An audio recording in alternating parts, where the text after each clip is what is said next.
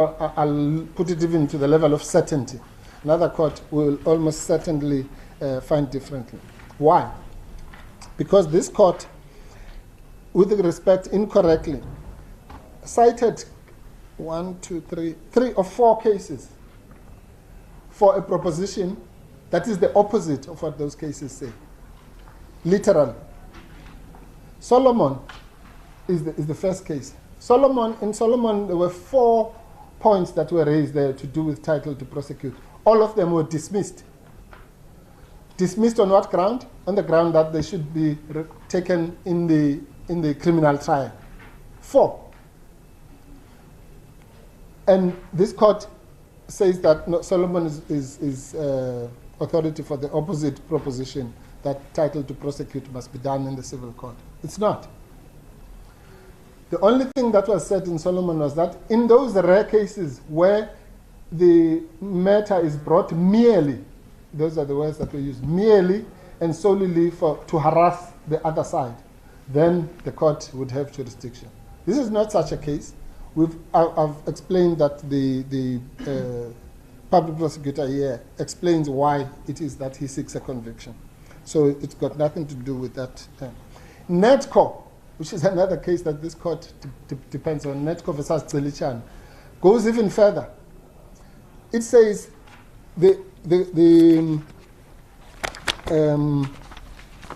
sorry. I just want to find the actual. In Netco, it says that the court says it does not have jurisdiction to deal with title to prosecute. All the issues, you'll remember Ms. Maughan's issues really are mainly about title to prosecute, the interest in Section 7(1) and so on. In Netco, the court says we do not have the power. It uses the word power, which all lawyers know means the same thing as jurisdiction. Because we don't have the power to do that, we'll refer that to the magistrate. Nandalal, which is a decision of this court, says that these are issues which must be, which are usually dealt with under Section 106 of the CPA. But this court uses those 3 cases for the opposite of what they say. The only case which is an outlier there is Van de Venter, and that was an outrageous fact of someone who wanted to prosecute a judge for making a finding against that person. So you can just write that off as an aberration. But Mukhesi, which is a case more subsequent now, again found that applying moyo and tint, you could Mr. Makashule and his co-accused who did what these accused are doing were kicked out of court on the basis, this was last year or the year before, on the basis that this is preliminary litigation. So all the cases that this court says support its finding are actually against it. So stare decisis applies, obviously. But then what is worse, this court then even applies Phillips versus Botha on the issue of abuse of court. Phillips versus Botha is actually the authority for the opposite, that's the SCA case. Because it says, it said the facts in general were that the private prosecutor wanted to extort money, basically. To use the prosecution to say, look, if you pay this money, then I'll withdraw, playing that game here. And the SCA said, even on those facts, and it found that that was indeed what he was doing. He had an ulterior motive because he wanted to extort money. But the SCA said no. Even in those cases, it found that it cannot find that there's abuse of process. Why? Because the prosecutor, on top of the ulterior motive, also wanted to get a conviction, which are the facts here. Exactly. So Phillips versus Botha is actually a case in our favor.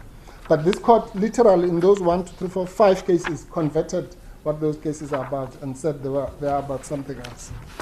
But here's the showstopper. The case of Moyo and Tint. Now, if there's no reason that this court finds for having to refer this matter to the SCA or the Constitutional Court, wherever it will end up, It is the fact that there is clear authority, clear, from the SCA and the Constitutional Court, which says that preliminary litigation must not be allowed, which is what this is. Preliminary litigation simply means someone sitting in the criminal court and then say to the criminal court judge, just wait a minute, I'm going to the civil court to ask for relief. That's what's called preliminary litigation.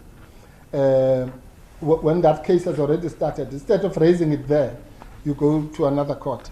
Instead of what Mr. Zuma has done consistently. When he had a problem with the title to prosecute, he raised it in front of Justice Kuhn. Because that's where you don't say, wait here, Justice Kuhn, I'm just going to the civil court next door. Currently, when he has a problem with the recusal of Mr. Downer, he raised it in front of Justice Cili. He didn't say, no, wait here, Justice Cili, I'll see you later. I'm just going to the civil court next door.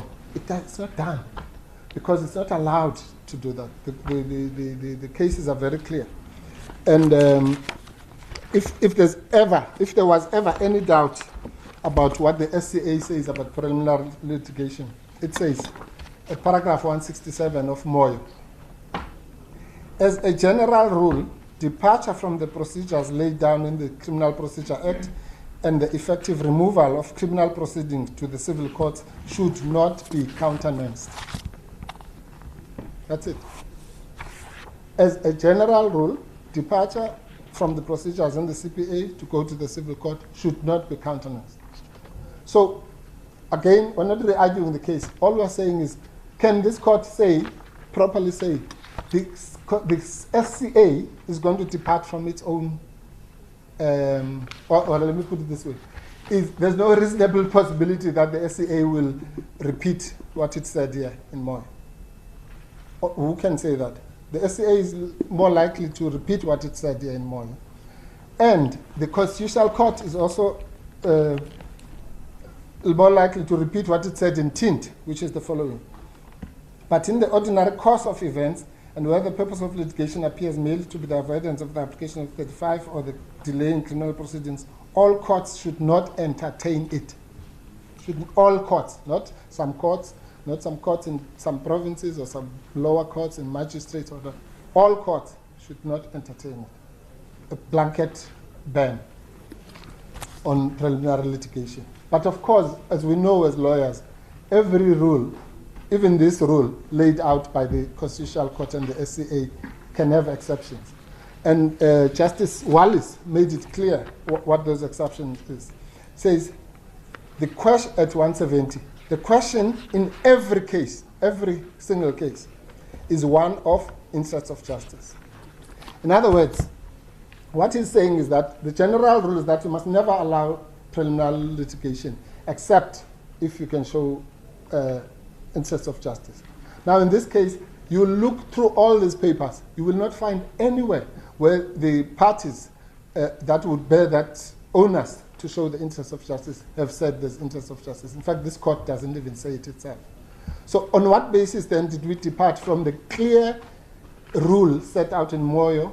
And it might be that this is a case in which such a departure was warranted, but this court has not said anything why it is departing. It just departs because the court in Part A in Gauteng said you can depart. And that court in Part A in Gauteng, by the way, was subsequently discredited by the same court. That court said that approach which you followed with respect is an oversimplification. Now again, if a court, remember a court is not the three judges, it's the court. The Gauteng court said you can depart from Moyo. The Gauteng court 2 months later said no, that was an oversimplification. But this court followed the oversimplification. And the question is whether then, under those circumstances, can anyone even doubt that there's a reasonable possibility that the SCA might actually follow the subsequent case. Stare decisis tells us if there are two decisions in a division, you take the later one, not the earlier one. And this court literally took the earlier one, breaching every rule of stare decisis. So those are the 5 really overarching issues on the basis of which even if whatever the merits or demerits, this court should say that another court, at least the courts that have said what is done here is wrong, should be given an opportunity to either say, no, we were wrong, because the SA might say that, we were wrong in Moyo, or the Court might say, we were wrong in Tint, and the KZN court is the one that's correct. Well, let's give them an opportunity to say that. As the court pleases. I'll ask Mr. Solicitor. As the court pleases, my lord, my ladies, with your leave, I asked to glance past the section 17(1)(a) requirements for the granting of leave to appeal. Those are common cause. The only submission I make in that regard is that all the grounds that I subsequently raise get through the first gate of reasonable prospects of success. In the alternative, and in both instances, they all get through the gate of compelling circumstances. And as I make those submissions, I will then show it to you that they actually do. Now, the first ground that we go for is this issue of how Mr. Downer was granted an interdict in circumstances where he never prayed for one. When I say prayed for, I'm sorry, I beg your pardon. He never made out the case for an interdict. Now, it's that simple. And I'm not going to be long on the matter. I'm going to refer you to the judgment of Pilane versus Pilane from the Constitutional Court. We've cited it in our heads. And a very similar circumstance arises where the High Court in Pretoria granted somebody an interdict who hadn't pleaded the essential averments of an interdict, a clear right, the harm, and no alternative remedy. And this is what the Constitutional Court says about this in this matter. And I will read it so that my submission sounds complete. It says, "It is not apparent from the papers filed in this court or in the High Court exactly on what clear rights, if any, the respondents seek to rely. At a technical level, the respondents' failure to plead and prove the first essential requirement claiming final interdict ought to have dealt a fatal blow to their case in the High Court. In my view, this on its own is enough to set aside the first interdict." It goes on. "Moreover, it is not for the court to identify the elements necessary to sustain the claim, which ought to have been properly pleaded." Now, on that basis, we say, starting with Sluchelo, it's one of the archaic authorities that's mostly cited in our courts in urgent applications. It is an established principle over 100 years. Plead the essential averments to get yourself an interdict. They go nowhere near that. And in their heads of argument, Mr. Dana comes back and says, no, the court could have inferred from the circumstances that an interdict is allowed. The Constitutional Court says no, it's not allowed. And on that basis alone, and we say, this court has now departed from established jurisprudence on the granting of interdicts. And if this position is allowed to stand, it invites a scenario now going forward. Based on this decision, any applicant can come to this court and not plead those grounds and rely on this decision to say,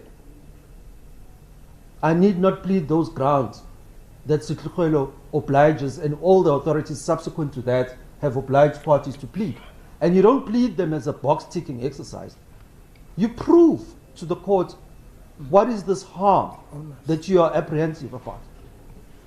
You've got to prove this clear right that you believe is in jeopardy. And you've got to make out a case as to say, why do you have no alternative remedy? Whether it's in an interim or final interdict, the same principle applies. You've got an onus to discharge in as far as establishing whether this court may interdict something. Now, what the court then says in the Constitutional Court again, it says in South African Transport Allied Workers Union versus Garvas, regarding pleadings, it says the following: holding parties to pleadings is not pedantry. It is an integral part of the principle of legal certainty, which is an element of the rule of law, one of the values on which our Constitution is founded. Every party contemplating constitutional challenge should know the requirements it needs to satisfy, and every other party likely to be affected for the relief sought must know precisely the case it is expected to meet. We could have not, in an answering affidavit of Mr. Downer, dealt with the essential requirements that he pleads granting the interdict. They were never there. On what basis then? Because in the judgment, where it now comes out, is that this judgment is silent on how the order granting Mr. Downer, in the absence of having pleaded a case for an interdict, was granted. The judgment says nothing. It only pops up in the order in the end. Mr. Downer has granted a final interdict. And we believe, on that basis, in the light of the authorities that exist, it founds a ground for us to say, one, our prospects in having another court look at this differently, by virtue of this departure from a very well-established legal principle, gets us through the requirement of reasonable prospects of success on this point. Secondly, even if this court is not persuaded now that our prospects of success in arguing that point, we will succeed. But the point is now, given the frequency that people come to courts to argue and request the courts to grant them interdicts, and there's been a standard, for lack of a better word, template that we've all had to comply with over the years, within which parties must comply with. If this decision stands as a departure from the established principle, which the Constitutional Court says you have not pleaded this, that interdict should have never been granted, we say this is a sufficient and a big enough compelling point of law to get us over the ground that says there are compelling circumstances for this scenario to be looked at by another court. I think that point, and then the point of what we've cited in our heads is the case of State Smith versus S. And what Smith versus S says is that if the misdirection of the lower court is of such a nature,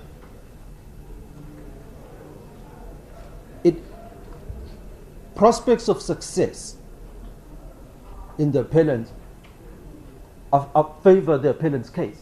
And we say, what we've pointed out in this one issue of the interdict is that the misdirection that happened in this judgment, because it's aggravated by the fact that the judgment itself, in other words, the first point is that Mr. Downer doesn't plead an interdict at all. Two, then the judgment says doesn't deal with the point of how it's granting him an interdict in circumstances where he's not pleaded one. So I think that point is sufficiently made to say this departure in itself, we submit with respect, is a misdirection, which puts us in the point where this issue needs to be looked at by another court. Now, I conclude on that point and now get to the nub of this entire case. The charge in the private prosecution against Downer and Ms. Maughan is an allegation or a charge of violation of Section 41(6) of the NPA Act. certain anomalies now emerge in the judgment, which for us put us again in the space for this court to have this thing relooked. The judgment finds at paragraph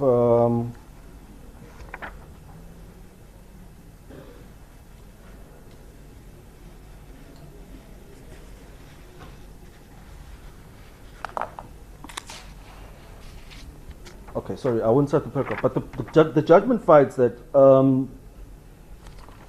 Mr. Downer had no role to play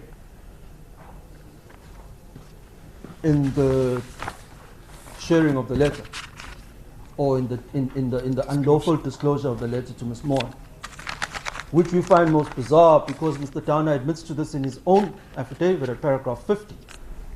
And he admits to this, he says the following: any disclosure I might have made was accordingly permissible under section 41(6) of the NPA Act because I was authorized to make disclosures to the media, and in any event I did so for purposes of performing my functions in terms of the NPA Act. Now, and then he defends his decision. Sorry, I think with all due respect, Mr. Lieutenant, you've got that wrong. That was in relation to Sam Soul, not to the letter of Dr. Mbutia.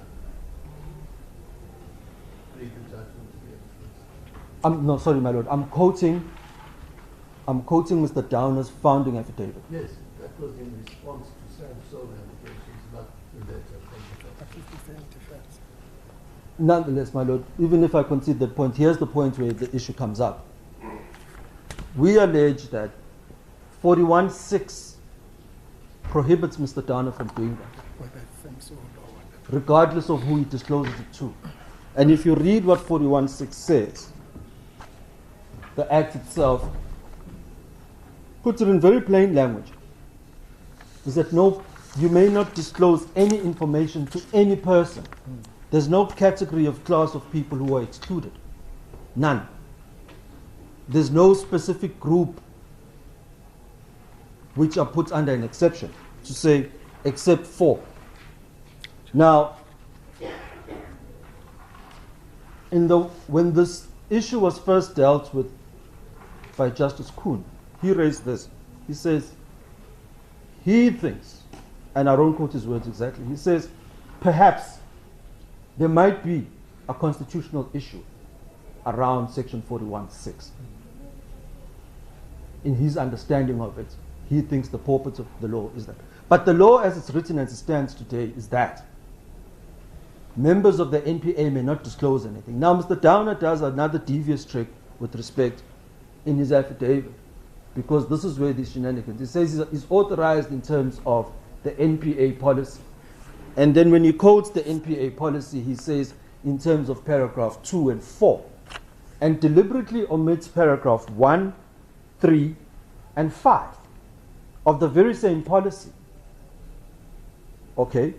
Which paragraph 1 says the following: prosecutors should refrain from making inappropriate media statements, public communications, or comments. That's the policy he relies upon. And the opening line of that policy says, prosecutors should refrain. Number 2, he then gets to selectively select paragraph 2 and then skips paragraph 3, which says the following: if any member of the NPA is required to make a statement to the media or comment in the public address, they must do so with the consent of the DPP. Which tallies up with section 41(6). Now, why is this an important point for us? And why do we take up this issue so aggressively? Is that as far back as the days of the DSO and what the Kampempe Commission investigated, it was this issue of media leaks in the NPA, which Justice Kampempe in the report said run the risk of violating people's rights under the Bill of Rights. And we believe here the violation of Mr. Zuma's right to privacy is prophetic of what Judge Kampempe anticipated back then. And there was undertakings taken then to say, we will weed this habit out of the NPA. It's never happened. And perhaps we may overlook how Mr. Breitenbach may have been drawn into this when he wasn't there. But Mr. Downer knows the issue particularly well. It cannot. And we now deal with this issue that they've said in this court, relying on Sandral versus City of Cape Town as a justification for why and how this must happen. City of Cape Town versus Sandral does not say that at all. And this is the distortion that has persisted for some time, and I'd like to clarify it now. City of Cape Town says it creates a distinction of two sorts of disclosure to the court. There's confidential and there's privacy. And this it says in this issue here. At paragraph 37. It's quite a long, let me not read this entire paragraph, but I want to get to the relevant sections because it's quite long. At paragraph 37, it says, it must be remembered that Sandral did not plead any reliance on the right to privacy. It claimed only a confidentiality right and not a privacy right. In other words, City of Cape Town versus Sandral did not create a blanket regime of unrestricted disclosure of court proceedings. The issue there was about the fact that confidential documents to a contract had been disclosed. And when they raised that issue, they said, well, those are your confidential documents. The circumstances change when somebody invokes privacy. The issue here primarily is about the privacy of Mr. Zuma's health affairs. I don't understand how it's lost on them to the extent that it is. What business, what public interest is served in knowing the state of health of a person? Except this one thing that they keep coming at, is to build up on the story of when Mr. Zuma says, I'm 80, I'm not feeling well for reasons I choose not to tell you. Stalingrad. It's to keep piling on this whole Stalingrad narrative, which I come to in the end. Mr. Mpofu has touched on it, but I want to unravel it in its entirety, because this is where this all goes, is to say,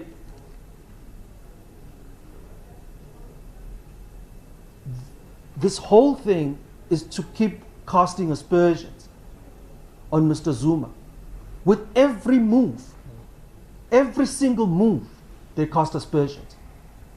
To the extent that now this court believes that Mr. Zuma has protracted a case for 20 years, which is false, absolutely false. But where Section 41(6) gets kicked out in City of Cape Town is at paragraph 46. It says, statutes which restrict publication of private and confidential information. In other words, our law and practice already imposes limits on dissemination of material by discovery in terms of Rule 53.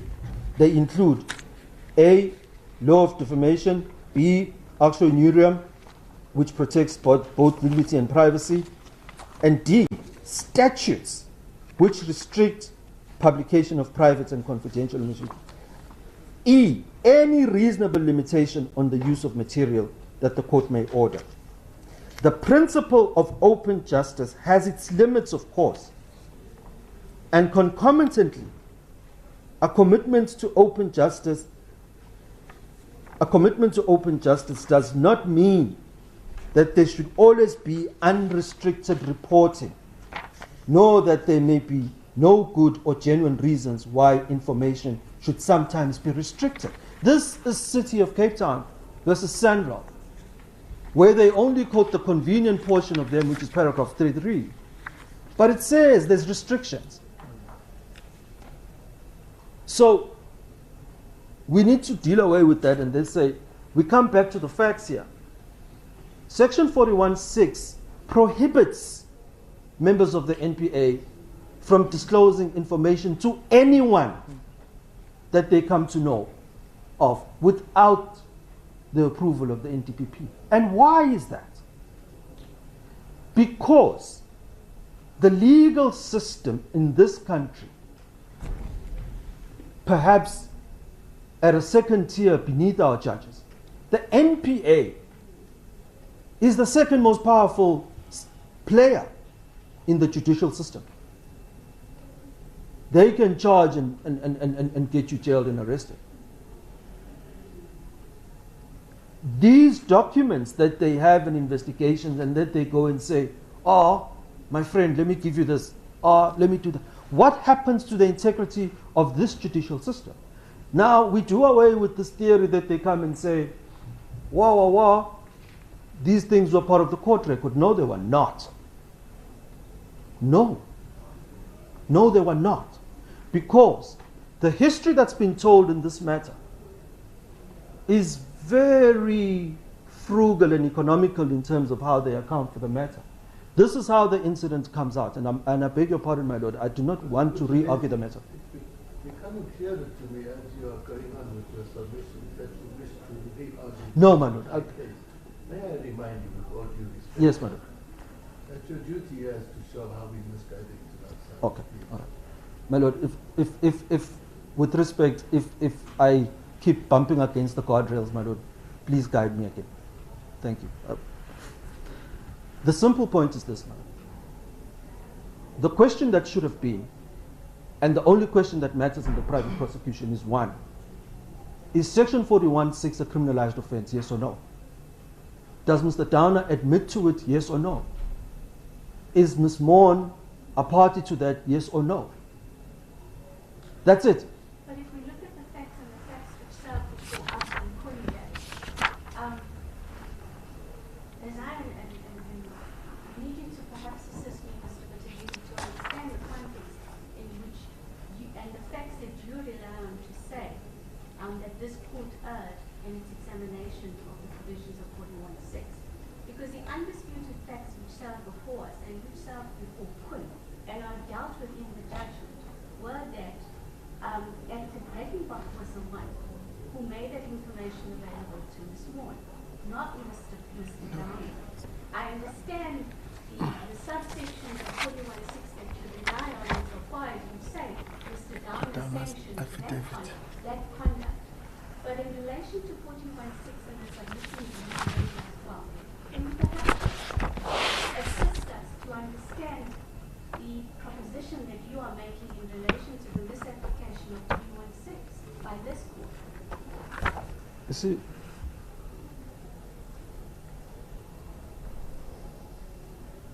Mr. Downer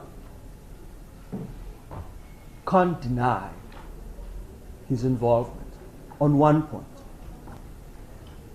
Where Mr. Downer can't deny his involvement on one point is at the point of publication, where now the information is requested from Mr. Breitenbach, and they now set up a timeline that says, do not disclose this information until we have filed. And Mr. Downer then contacts Breitenbach and says, Mr. Breitenbach, I've now filed, she may now publish. He had knowledge of this criminality going on. He had knowledge of it. So that's where, my lord. I beg your pardon. Where's the actus reus? Mr. Breitenbach. Act of association. It's by acts of association, because, my lord, it starts. Where is the crime? It has not been committed. No. What is the crime? What is the crime? The crime is this. Disclosure. The crime is disclosure to an unauthorized person. That's it. And Mr. Downer is implicit in that and participates alongside Breitenbach in that disclosure. Right. We've heard that argument in the main application. Yes, Our ma'am. judgment deals with it extensively. Yeah. Please proceed. Thank you. So, the point is, in that regard, my lord, given the fact that it's not a complex issue, but we allege that it's a misdirection on the court in terms of the approach adopted, it founds grounds for us to believe that presented to a different court, they may find differently on the issue. Or they would. Sorry, despite the fact that the ACA denied you to appeal against Kunit's judgment and his findings in that regard, which you concurred. My lady, if I may, Kun's judgment, Kunje's judgment, pertain to the section 106 and 14 grounds of the 106 that were pleaded there. Now, this issue was secondary to the issues that were raised in the section 106. It only emerged after. It only emerged because it emerged in August. We pleaded this section 106 sometime in May. It was only added as a supplementary issue. There was never the primary issue in the 106. But Mr. Buthelezi, he dealt with it in his judgment. In his judgment, Yes. he found two things which we relied on, which, as I say, has not been set aside. One, that there wasn't a disclosure of medical information because the condition wasn't, and that it was a public document. My lady, if I may disagree with you on that point with respect. Ms. Kun J doesn't deny the disclosure. He says it was not confidential. Which is irrelevant. And that's the distinction that we want to draw. It's that same way that City of Cape Town and Sunral make the point, is to say there was nothing confidential in the Mdutsho letter. And we say that is a misdirection. The issue that we raise is that the disclosure at the time that it happened was unlawful. And as far as there's a claim that it was already a court record, we dispute that because the disclosure happened prior. And that's the only issue.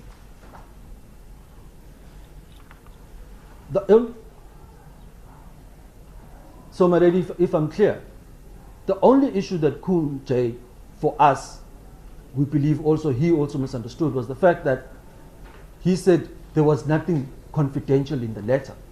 We're not pleading confidentiality. We're pleading the disclosure of the letter as unlawful. And that's that's where the full stop comes in. Thank you. Now, we now get to this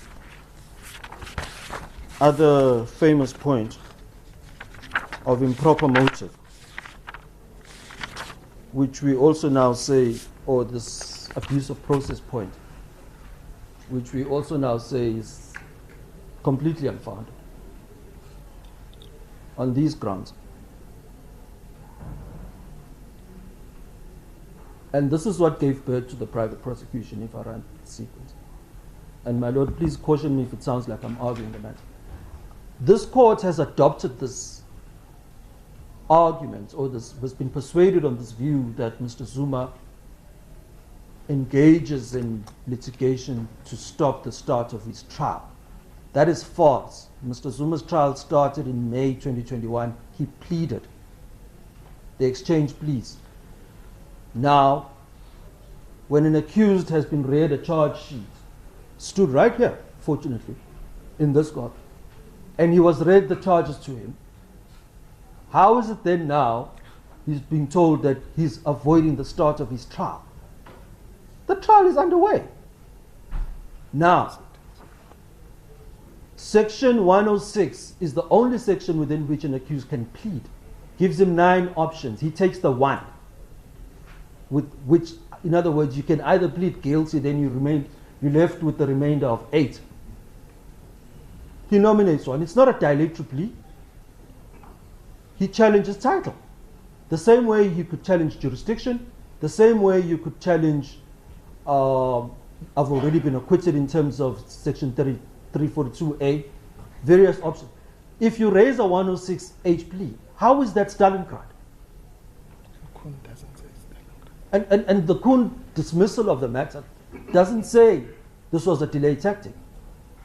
There was an engaged debate about whether the definition of title to prosecute the case that we make out falls within the definition of title to prosecute in terms of Section 106(1)(h. That is not dilatory.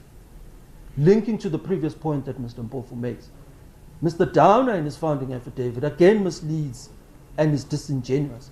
He says the case starts in 2003. Mr. Mpofu makes the point the case was only instituted in 2005. What happens? They start the case in 2005. They bring the case to this division. Mr. Downer doesn't say it in his chronology that in July 2006, Judge President Msimang told Mr. Downer start. Mr. Downer said, I'm not ready. And the matter was struck. That's Zuma's fault. That's Mr. Zuma's contribution to Stalingrad. Two, The chronology was a misrepresentation. What is it that Mr. Zuma said in respect of that? Did he, in his papers, dispute the chronology? yes, And the 20 years. yes, we have. Consistently. But the point is, my lady, if I'm not, because I'm going to be getting into the points, I may take it to the judgment, where the judgment then, at paragraph 89, all through to 93, goes along with this and counts, I think it's 229 months and 19 years. It accepts this proposition. And the point is, because it's material that we challenge this court's acceptance of that proposition, because it feeds into this ulterior motive narrative of Stalingrad, which is false. Now, Mr. Mpofu did it at a high level to say, well, if the NPA brought the matter to court and they were told start, and they failed to start and the matter was struck off the roll, what is that caused by Zuma? Number two, the matter gets reinstated in December 2007. How does he account for the time in July 2006 to the time to why he was not ready, to the time then they reinstate the charges? 2018. Then they come back in 2007. The matter comes back. Judge Nicholson sets aside the decision to prosecute. Against the fence. I beg your pardon. You're against the fence. I beg your pardon. The point I want to make, my lord, is that is a simple point, is that when this court accepts that Mr. Zuma has been the one driving a 20-year delay, we say the court is erring in that judgment, because on a proper analysis of the facts, that is not correct. And if the court adopts that Mr. Zuma is now delaying, then it's easy for the court to fall into the trap of saying he's further delaying, and this is why he's now privately prosecuting. And now we go back to why the private prosecution happens and how. It happens in very simple terms. The NPA declined to prosecute and issued a null prosecution certificate. How is that an abuse? Because if the matter was reported to the police, what was the expectation? The expectation was that the police would investigate, and after the police investigate, the police would charge. That's it. Those two issues are not related. Second issue was prolonged by the spy tapes. Mr. Zuma was not the one who challenged the spy tapes, and they went multiple courts with the NPA supplying to different courts contradicting affidavits. But the point you try to make, my lord, is a simple point. You can't place that on Mr. Zuma and then plug in from that and you say, oh, you're carrying on with this old tactic of delaying. It's not true. And if you calculate the chronology where they now persuade this court that there's 20 years, and this court accepts this 20 years proposition, it then feeds into the judgment, and the court states it in the judgment. And it stems from this misrepresentation that Mr. Downer does in his founding affidavit. Doesn't state to this court, he omits completely that this court enrolled the matter and the NPA was not ready. And that's Mr. Zuma's fault. In 2003, the head of the NPA decided, we will not charge Mr. Zuma. And that's still Mr. Zuma's fault. Mr. Mshe withdrew the matter. That's still Mr. Zuma's fault. How? And that, my lord, I think the point is made. Now, let's get to this point about abuse of process because it's intertwined. Abuse of process in mineral sands and the authorities that they cite in there has one consistent theme. You're running legal proceedings for the sake of running them without wanting the genuine income that you want. And we say that's not false, that's not true. Mr. Zuma laid a charge with the police. And the expectation was that the police would investigate and the police would charge for the violation of Section 41.6 because in the opinion received by the NPA from Mr. Trencroft, it says Mr. Zuma does satisfy the requirements of a substantial and peculiar interest in the issue. There is a basis for him to charge. He accepts that. And this is the advice that they give to the NPA. Now, on the back of that advice, on the very same day, the NPA made a public announcement and said, oh, Mr. Downer's innocent. So there was never an intention. So the only route left in law for Mr. Zuma to aggravate, to ventilate his injury and get recourse for that was to then privately prosecute. How is that? Because this links to this other false story that says, oh, he wants to get rid of me from prosecuting. Mr. Downer has been spinning this narrative that I'm prosecuting Zuma. It's not true. Mr. Downer is not prosecuting Zuma. Why does he make it personal? It's the state that's prosecuting Mr. Zuma. Now he's been charged in his personal capacity and comes to front to this court and says, I'm being stopped from doing well. The state is charging Mr. Zuma. And that misnomer has persisted and has continued for a very long time, where Mr. Downer presents and say, every time Mr. Zuma raises a challenge, he takes it as a personal challenge. The issue is simple. Mr. Downer unlawfully disclosed information, violated Section 41.6. The NPA refused. The police didn't investigate. The NPA refused to decline. Mr. Zuma is a victim of that crime. That crime is punishable by a sentence of a fine or up to 15 years in prison. Those are the facts. Sorry. Mr. Zuma is affected by that conduct. So I'm saying Section 41.7. I beg your pardon, madam. That's it. So anybody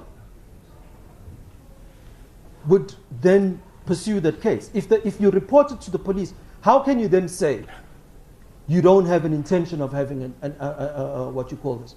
Conviction. A conviction. And this court says it in relying in the NDPP case. And they say that the next line says there should be motive for prosecution is irrelevant, but you cannot prosecute for an ulterior motive. We say there is no ulterior motive. And to give further context, when does this happen? It happens during the time of Mr. Zuma's incarceration, when Mr. Zuma was then being hospitalized.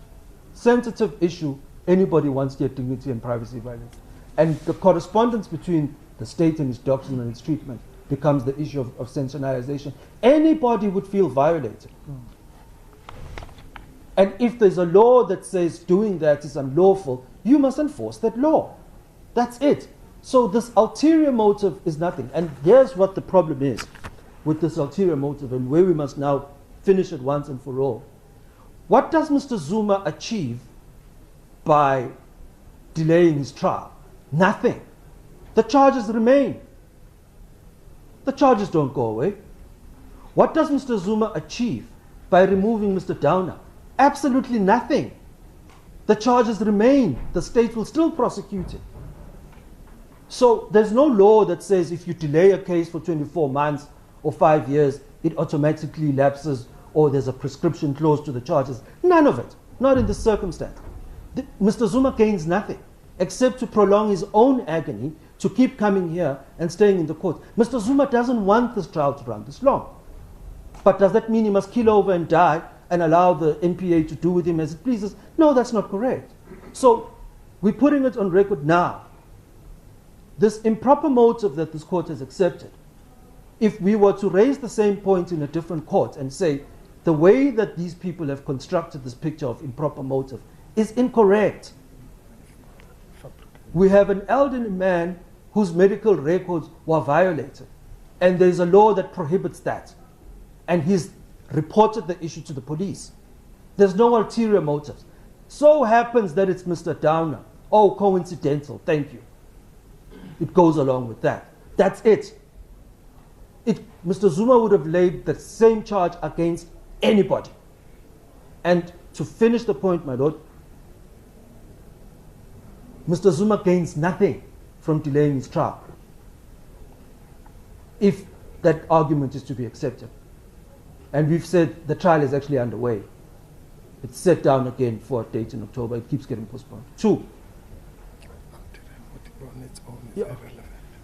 the ulterior motive, the authorities say, a bad motive does not cure a proper charge. Whether my motives are bad, if the crime is committed, the crime is committed, that matter must be tried. That's it. Regardless of the motive.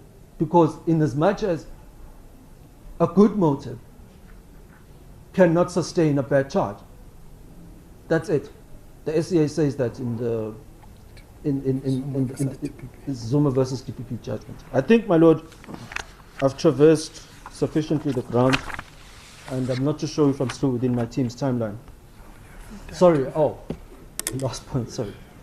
Then we deal with this last point of Ms. Maughan. This is the most simple of them. One, the NPA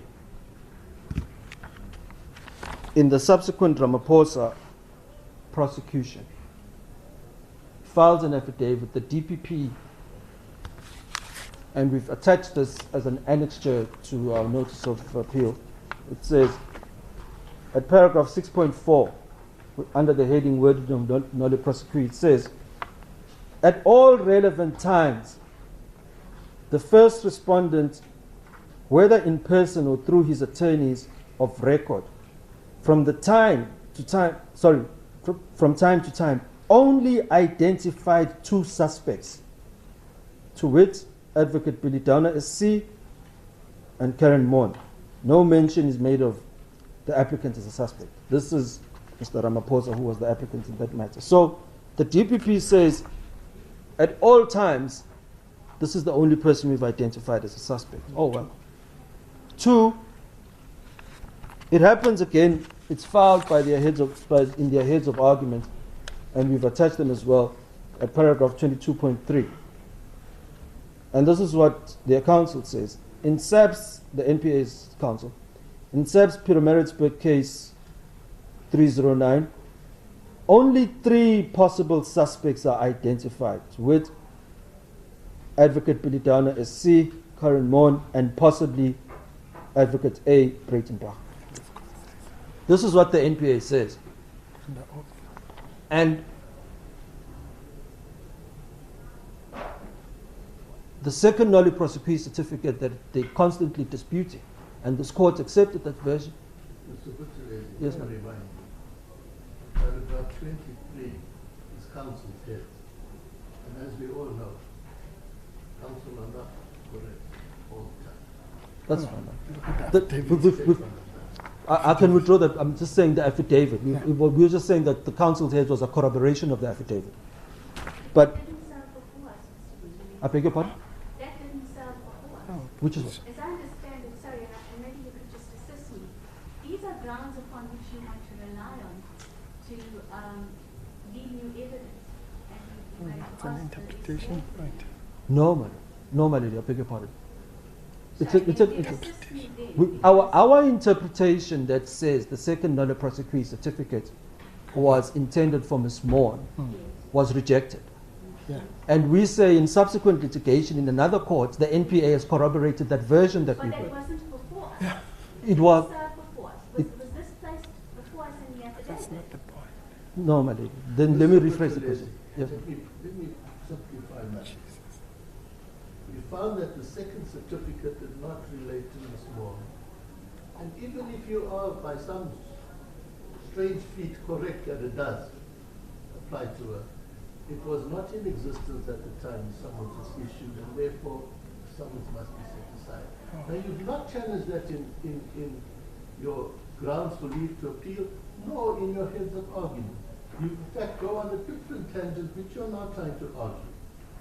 Now, how did the court misdirect itself in the judgment? I keep telling you, you're close to the fence, the proverbial fence that you have described. Don't come and tell us what happened in Gauteng. Tell us of our case, yeah. The findings which we made, which I just relayed to you, where did we misdirect us? If you cannot then concede, it's not wrong for counsel to concede things. No. I think, as you correctly put it, my lord, we're looking at the thing very differently from our perspective, because you say we don't even traverse it in our heads of argument, we don't even traverse it at all.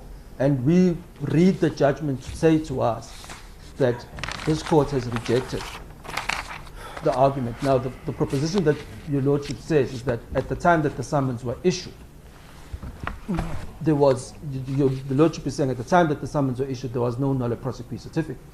And we say that's neither here nor there, because before the matter sat, the NPA remedied that and issued a null prosequi certificate in Ms. Maughan's name and others that we may include.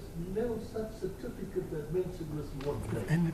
I've never seen one. And that is the point, my lord. And that is the point where we say this court misinterpreted what the second certificate says. I would suggest that you move on, Mr. Pietermaritzburg, please. My lord, if I can make the one point.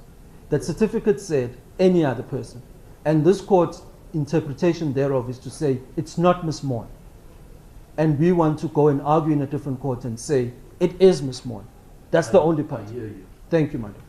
Sorry, Mr. Pietermaritzburg, can you just come back and clarify the question I asked you?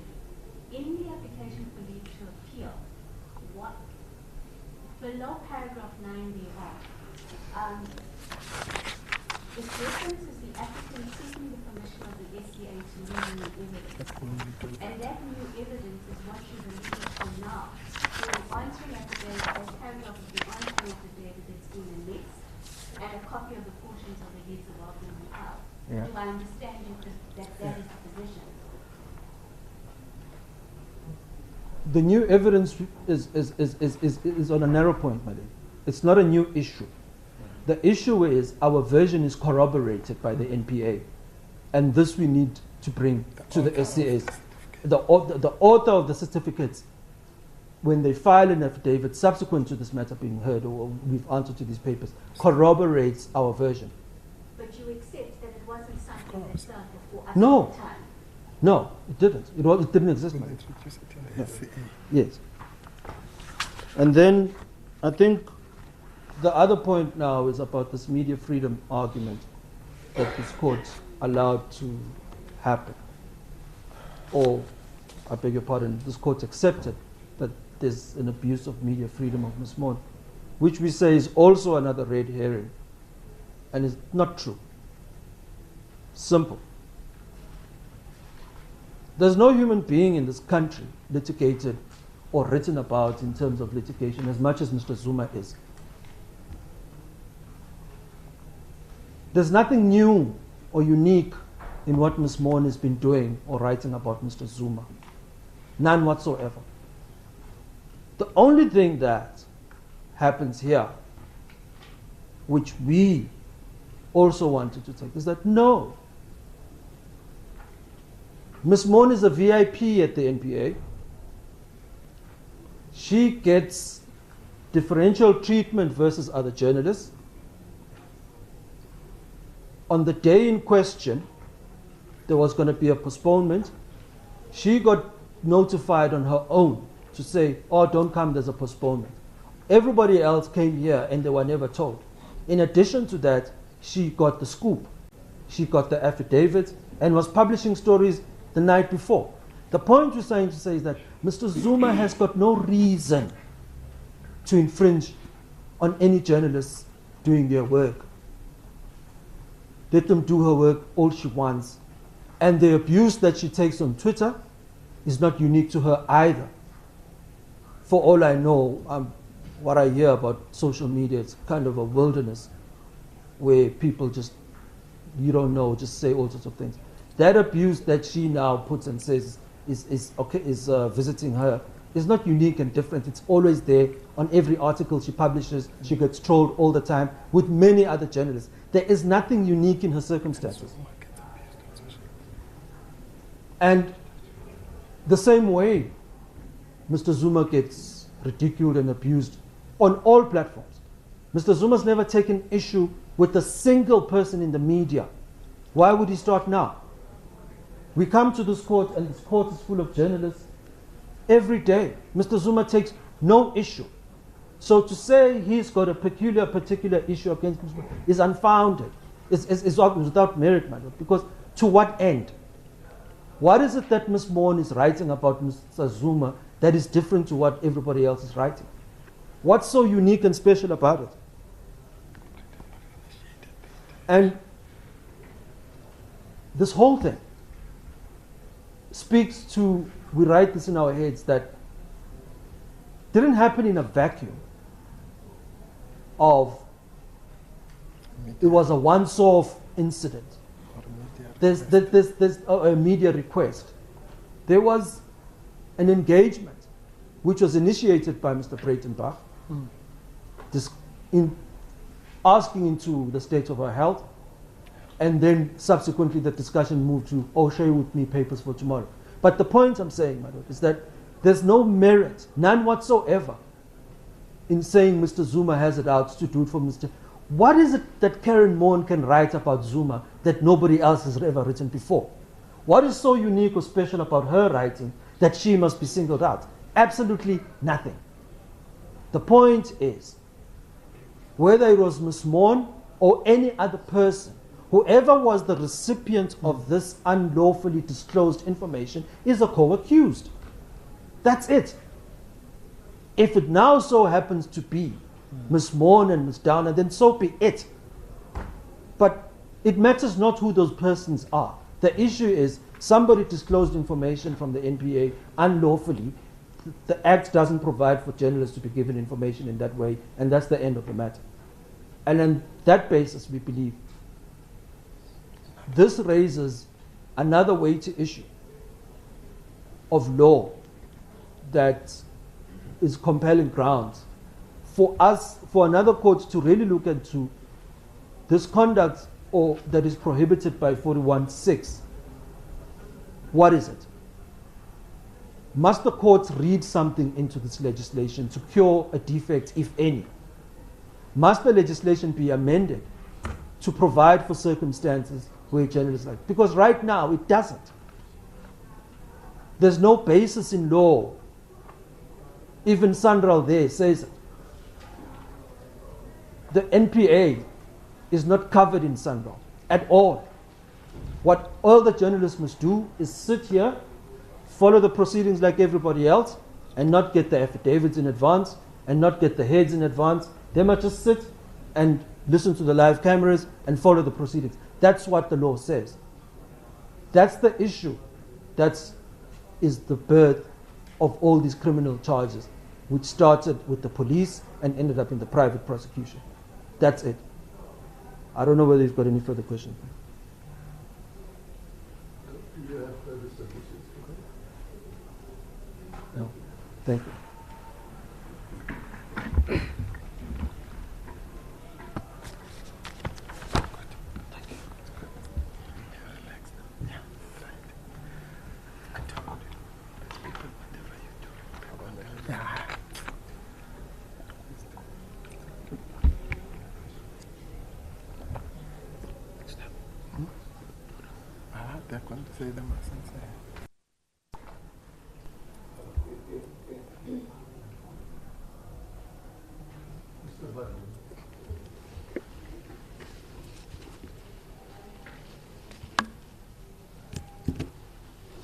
My lord, the ladies, I want to start by correcting an error in our heads of argument, which is my error.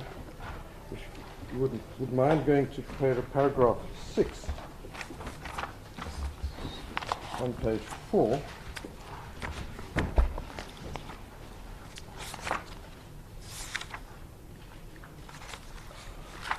we say the following at paragraph 6.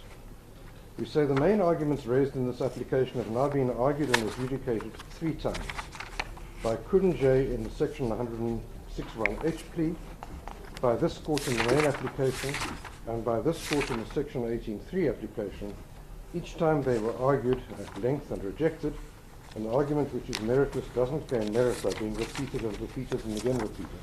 Now, that's not quite correct, because in fact the main arguments in this case have now been adjudicated not 3 times but 5 times. They've been argued and adjudicated in the first round of Mr. Zuma's litigation against the President. Mr. Zuma instituted a private prosecution against the President. The President brought an application to have that prosecution set aside and interdicted. The same arguments were made about private prosecutions, civil and criminal courts, and subsidiarity, and a full court rejected Mr. Zuma's arguments, found that that the prosecution was an abuse, and it granted the President an interim interdict. Then the same issues were argued again on the return day in the litigation between Mr. Zuma and the President. This time a different full court rejected Mr. Zuma's arguments. It found an abuse of process.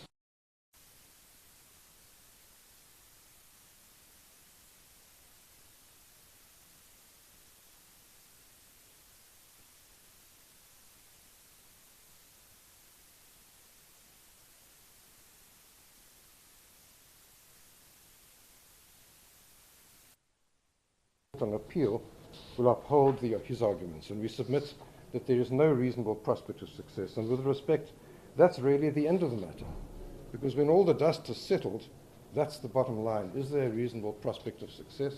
And there's no attempt made today with respect correctly to show any compelling reason, any other compelling reason. In our heads of argument, my ladies and my lord, we've dealt fully with Mr. Zuma's arguments. I'm not going to repeat all of that here. I'm going to deal briefly with 4 matters. The main matter I will deal with is abuse of process. Then I'll deal with the question of the interdict. Then I'll deal very briefly with subsidiarity and jurisdiction, because that seems to have gone out of the window. It was the main case, it was the main issue last time we were here, and it was one of the main issues the previous time we were here, but it seems to have disappeared, with respect, rightly so. But I'll say a few things about that. And finally, I'll say something very brief about Plascon Evans. So, to start with the abuse of process, that is, as our learned friends say, with respect correctly, the central issue in this case. If Mr. Zuma has shown, if Mr. Downer has shown that the private prosecution is an abuse of process, then the private prosecution should be stopped. The authorities are clear and consistent in that regard. They are over and over again, and they are repeated most recently in 2 judgments of the full bench, of 2 full benches in Gauteng. We say that there are 3 reasons why this private prosecution is an abusive process. The first reason is that the prosecution is brought to advance Mr. Zuma's strategy of obstruction and delay. We don't say, and we have never said, that every delay in the past 20 years was caused by Mr. Zuma. That's never been our case. We set out carefully and fully and in detail in the chronology every step that was taken and every step that resulted in delay. To answer directly the question answered by Her Ladyship Justice Ms. Masipa, none of the chronology has ever been placed in dispute. It's never been alleged in the affidavits that it's incomplete. The chronology stands. And so what has happened, there was some delay, and our learned friends are right. There was some delay caused by what I can only call shenanigans in the NPA, which were finally reversed and stopped by the courts. Mr. Zuma's role in that was a supporting actor. He supported the outcome of those shenanigans, namely the withdrawal of charges against him. He supported the spy tapes case, namely against again for the same reasons. He failed on both of those. He instituted litigation which challenged the investigation even before he was charged, even before he appeared in court. His efforts actually go back before 2023, because there were attempts to interfere with the prosecution and prevent the investigators obtaining evidence. After 2003, he did various things. He made representations to try and stop the prosecution, etc., etc. For the rest, Mr. Zuma has done exactly what his counsel said in 2007 he would do. He's adopted and implemented a Stalingrad strategy.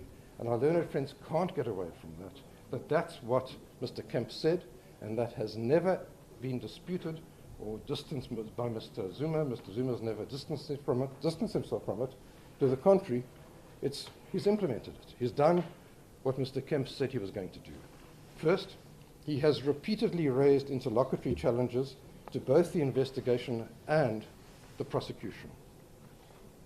Second, when those challenges have been rejected, he has made repeated attempts to appeal against the rejection. And then third, when those attempts to appeal, when he's come to the end of that road, he started a new interlocutory challenge, and the process has started all over again. That's all set out in the chronology. And the private prosecution saga, which is now before this court, is part of that same strategy. When Mr. Zuma was finally, after 18 years, obliged to plead, he didn't plead to the substance of the charges against him. He didn't answer that. He raised a special plea in terms of Section 106(1)H. He said that Mr. Downer is not a fit person to prosecute him. His Lordship, Mr. Justice Kuhn, rejected that in a painstaking judgment of more than 100 pages. Mr. Zuma was not deterred. He applied to Justice Kuhn for leave to appeal. When that failed, he applied to the SCA for leave to appeal. When that failed, he applied to the President of the SCA for reconsideration. When that failed, he applied to the Constitutional Court for leave to appeal, and he ultimately abandoned that application. And so that road finally came to an end. But when that road came to an end, that wasn't the end of the delay, because the next step was the institution of this private prosecution, which of course could have been launched long before if it had any substance. But it was waited for until everything else had failed. This was then raised as the next gambit. And the court rejected that argument. This court rejected that argument, the attempt to which is based on an attempt to remove Mr. Downer as prosecutor inter alia. The court rejected the application in a judgment which went to 63 pages. So now we have the next step, this application for leave to appeal. If it is refused, then there will be a petition to the SCA for leave to appeal. If it is refused, there will be an application to the Constitutional Court for leave to appeal. It is never ending, and it is part of a Stalingrad strategy. We are now, this private prosecution saga has already lasted, and this attempt to have Mr. Downer removed under 106(1)B and the private prosecution saga have now lasted from the 17th of May till today. That's about 27, 28 months. So far, still going. Nowhere near the end yet.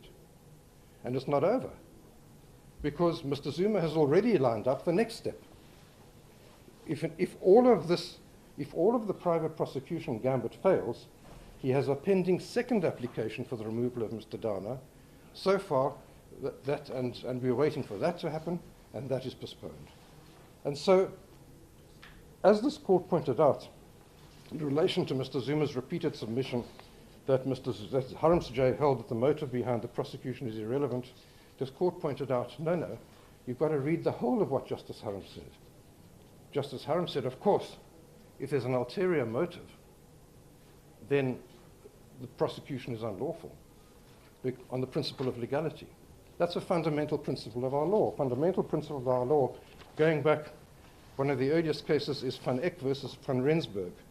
Van Eck and Van Rensburg versus Etna Stores, 1947-2, SA 984 in the appellate division, where the court said, when a power is given for a purpose, you can't use it for another purpose. If you do that, you act unlawfully. The power is given for a specific purpose. And no matter how praiseworthy your purpose may be, if you don't use the power for the purpose for which it was given, if you use it for another purpose, then that is unlawful. That's a rule of law argument. It is a fundamental argument and it predates our constitutional era, and it survives in our constitutional era. And that's the answer to Mr. Zuma's reliance on a passage in the recent case of Riddell in the Constitutional Court. That case doesn't purport to overrule decades of fundamental jurisprudence about the nature of the powers which are granted by statute and about the way in which they have to be exercised, or the purpose for which they have to be exercised, and about what happens when they're exercised for an ulterior purpose. In the words of Harms-J.A., when that happens, it breaches the principle of legality. And so we submit that the private prosecution is instituted for the purposes of delay, and that's an ulterior purpose, and it's an abuse, because it's not an attempt to obtain a prosecution. I'll come to in a moment why it can't possibly be. But to obtain a conviction, it's a part of a delay strategy, and it therefore has to be set aside. Then, my ladies and my lord, I come to the second reason why the private prosecution is an abuse. It is an abuse for the reason that on his own version, Mr. Zuma is pursuing this prosecution in order to have Mr. Downer removed as his prosecutor. The lordships, your lordship and your ladyships will remember what was said in the Section 18.3 application, where Mr. Zuma repeatedly said, no, you can't set aside the prosecution. You mustn't set aside the prosecution, because if you do, then I will be prosecuted by Downer, and I shouldn't be prosecuted by Downer. That was his case, and it remains his case. And it is, with respect, extraordinary to hear our learned friends saying that Mr. Downer is making an issue of him being the prosecutor. It's not Mr. Downer who's making the issue. It's Mr. Zuma who's making the issue. Mr. Zuma wants to get rid of Mr. Downer. We wouldn't be arguing all of this if that weren't the case. Mr. Downer, let me say immediately, has never said, you will not find it anywhere in these papers, that he is indispensable as a prosecutor, or that he's the only person who can prosecute the case. That has never been his case, and it's never been the case of the NPA. The case, rather, is that it would be a very serious matter for the administration of justice if accused persons were now enabled to choose who may prosecute them and who may not prosecute them. And that's the spectre which is opened up by this case. So we say for the second reason why the private prosecution is an abuse is that it is instituted for the ulterior purpose of having Mr. Downer removed as the prosecutor, an issue raised by Mr. Zuma, not by Mr. Downer. It doesn't matter whether Mr. Downer is dispensable or indispensable. The fact is it is an ulterior purpose and an impermissible purpose. It's nothing to do with getting a conviction. The third reason why the private prosecution is an abuse is that it has no prospect of success whatsoever. And our courts have repeatedly held that when a case has no prospects, then it is an abuse to pursue it. We say that even on his own version of the facts, Mr. Zuma has not made out a case which could possibly or conceivably result in a conviction of Mr. Downer. Firstly, there's the disclosure to Ms. Maughan about Mr. Zuma's medical condition. We make two submissions about that. Firstly, it's undisputed that it was Mr. Breitenbach and not Mr. Downer who made the disclosure. And that's the end of it. Our learned friend makes a valiant effort to say, well, Mr. Breitenbach endorsed it after the event by saying, Mr. Downer endorsed it after the event by saying, now you can publish it. But your lordship asked, with respect, the correct question by saying, and where was the actus reus in what Mr. Downer did? I've gone to Lawser volume 11, third edition, where there's discussion of actus reus in the context of accessories after the fact. I read two passages. An accessory after the fact is a person who, by his or her intervention after the commission of an offence, assists the perpetrator or accomplice in evading detection of and prosecution for the offence. Nothing that Mr. Downer did, if Mr. Breitenbach committed a crime, nothing that Mr. Downer did assisted him in evading detection or being prosecuted. And then the passage goes on, mere failure to report the commission of an offence or mere approval of an offence is not in itself sufficient to render a person liable as an accessory after the fact. The position is different if such failure or approval is accompanied by other actions from which it appears that the accused rendered assistance to the principal offender after the commission of the principal offence. Rendered assistance in relation to the offence. Didn't do that. Nothing like that. The fact that he said, by the way, now the papers have been filed, that didn't assist Mr. Breitenbach in committing the offence. He'd supposedly committed the offence already. Doesn't permit him to evade responsibility, to avoid prosecution or avoid detection. It's too late for that. And so there's no actus reus. So we say that in relation to the medical condition, firstly, it's undisputed that it was Mr. Breitenbach, not Mr. Downer, who made the disclosure. Secondly, there's no intelligible offence alleged against Mr. Breitenbach. One struggles to find the allegation of an actus reus. And thirdly, in any event, there was no private or confidential information which was disclosed. And that was found by His Lordship Mr. Justice Kuhn, and it was found by this court. There was no private or confidential information disclosed. And it's explained at length in the judgment of Mr. Justice Kuhn, and it's explained at length in the judgment of this court why the information, the anodyne information in that letter, why that was not confidential or disclosed. And of course, further to that regard, in that regard, as this court found, Mr. Zuma waived any privacy in that information because he said, we're going to file this letter at court. So if there ever was any privacy in it, he stated, we're going to file it at court, and he waived the privacy. Then one comes to so there's no possible basis for a conviction or a charge against Mr. Downer in relation to Ms. Maughan. Then there's the conversation with Mr. Searle in 2009. Still unexplained why it takes 15 years, 14, 13 years, I don't know how many years it is, to discover that this was a crime and to institute a private prosecution. Again, this court, there was nothing confidential or impacting on Mr. Zuma's dignity in the discussion with Mr. Searle. It was a general discussion of how requests for foreign legal assistance work. It was a disclosure which was authorized by the NPA policy directive. It's a disclosure which Mr. Zuma's counsel waived reliance on. Your Lordships will remember that, and your Ladyship. He waived reliance on that. And that's what His Lordship Mr. Justice Kuhn found, and that's what this court found. And so we say it's indisputable that there's no possible charge arising from Mr. Searle, the discussion with Mr. Searle 2009. It's indisputable, therefore, that this private prosecution is an abuse because of the purpose of delay, because of the purpose of getting Mr. Downer removed as prosecutor, and because there simply isn't a charge which could ever be sustained. And the courts have held on all three of those sorts of bases, where it's an ulterior motive or where there's no charge that can be sustained, the remedy is to set aside the prosecution and stop it. Not to go to court and plead and argue and run a case and plead your case and give your evidence and hear the evidence and come to the end of it and say, by the way, there was never any case to start with. You're not obliged to stand trial in a case which is an abuse. That's our law. So then I come to the question of interdict. As a learned friend acknowledges, in the notice of motion, Mr. Downer sought a setting aside and an interdict.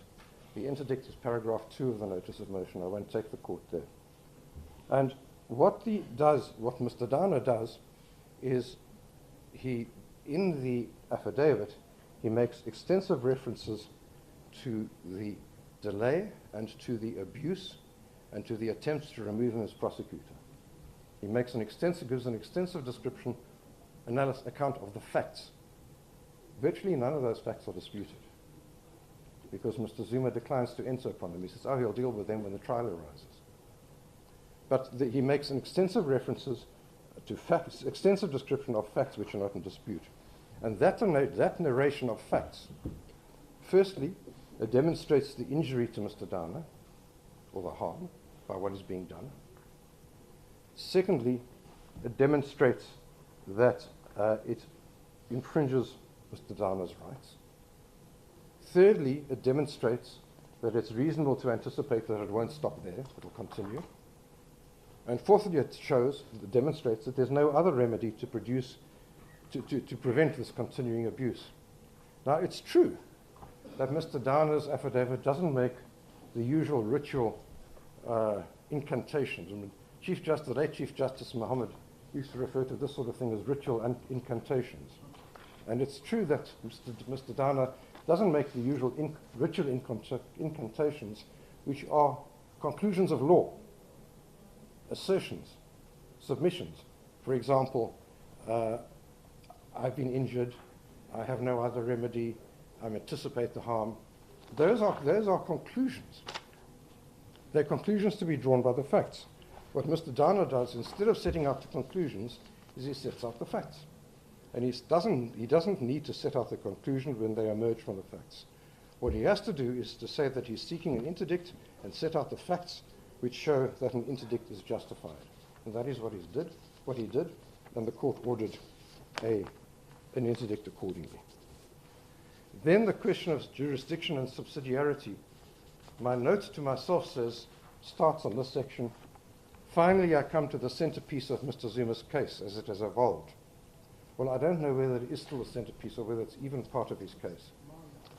It is still part of his case. Moyo is the point. Okay, I'll come to Moyo. Thank you. I want to say this. Subsidiary is invoked to, firstly, your ladyships and your lordship will remember the complaint was raised that you didn't address the question of subsidiarity in your judgment. You answered that by saying, we did. We dealt with jurisdiction because it was raised as an issue in jurisdiction. Last night I again went back to Mr. Zuma's answering affidavit. You will find nowhere that the word subsidiarity applies. Nowhere. It was never pleaded. What was pleaded was a lack of jurisdiction on the part of this court, because this is a civil court and not a criminal court. And related to that was the label of prematurity. Prematurity, if I can just give the court the reference, it's the record at page 177, paragraphs 11 to 21.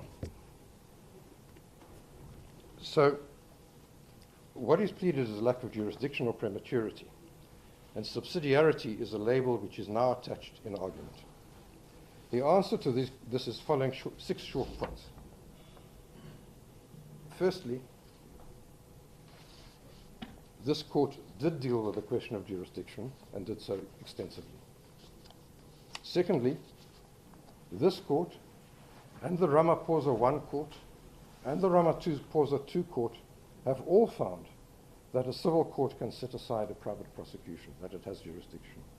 I don't even have to go back to the earlier cases. Thirdly, if one goes back to the earlier cases, including judgments of the SCA, they support that proposition. I'm not going to engage with all of the detail that's been argued uphill and down dale. Finally, this has now become a case about Moyo. And I'd like to read what it's dealt with in our heads of argument, paragraph 29.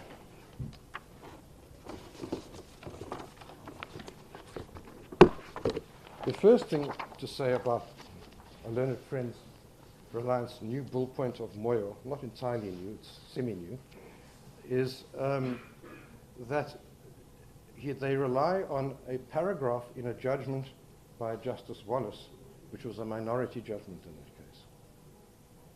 Secondly, it's an issue which is not taken up in the majority judgment. Thirdly, the majority judgment was set aside on appeal by the Constitutional Court. So this whole powerful foundation of a paragraph in Moyo is, with respect, somewhat dodgy. What Moyo stands for is this. It says that if the accused alleges that if the accused is prosecuted under a statute, there it was a contravention, I think, of the Riotous Assemblies Act, the Gatherings Act, or Trespass Act. In any event, where the accused alleges that the statute under which he is prosecuted results in a breach of his right to a fair trial, in Section 35 of the Constitution, as Mr. Moyo did, the remedy is to raise that challenge in the court in which he or she is being prosecuted. What happened in this case is Mr. Moyo said that statute is unconstitutional. It's unconstitutional because it's in breach of a right to a fair trial in Section 35, and it's in breach of Section 35 because it creates a reverse onus.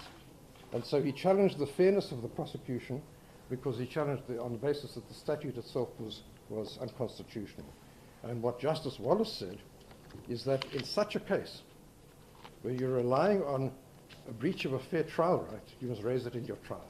You can't raise it somewhere else. You can't have intermediate litigation.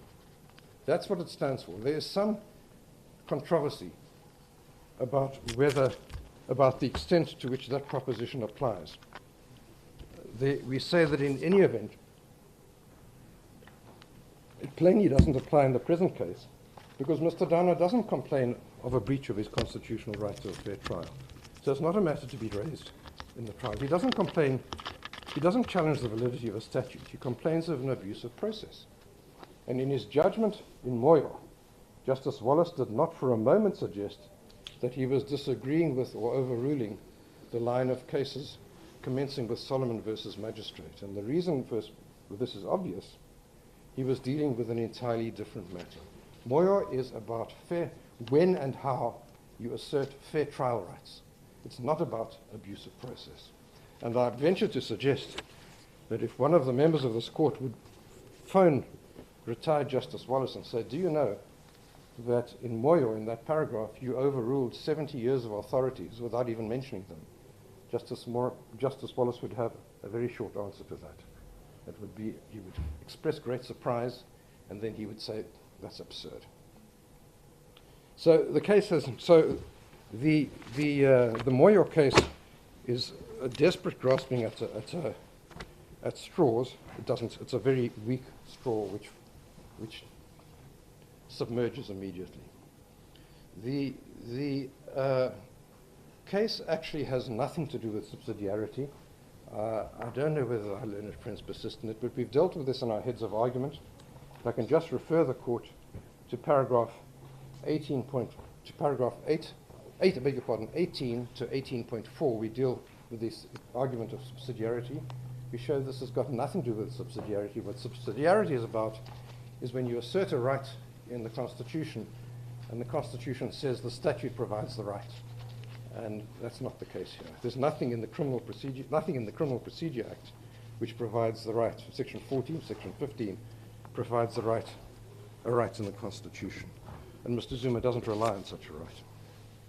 So finally, the sixth point, we say that it's not at all clear that this is a matter that could ever be raised in the criminal court. How would you raise it, we ask, in the criminal court? If Mr. Dana went along to the criminal court to stand his trial, and he was asked to plead, what would he say? He would say, oh, I don't want this case to be heard because this is an abuse, I suppose. That's not really the appropriate way to raise it. An abuse is to be raised by way of an application to set aside the prosecution. That's what the courts have said again and again, and that's what happened in the Ramaphosa cases just in the last 6 months. We deal with the matter in our heads of argument, paragraph 13.1, 13.2. We make the submission that it's doubtful, to put it as a matter at its best for Mr. Zuma, it's very doubtful that the criminal court could even deal with this if Mr. Dana wanted to set aside the prosecution. Remembering that Mr. Dana's case is not, I have a good case and I will be acquitted and I should be acquitted and I ask to be acquitted now.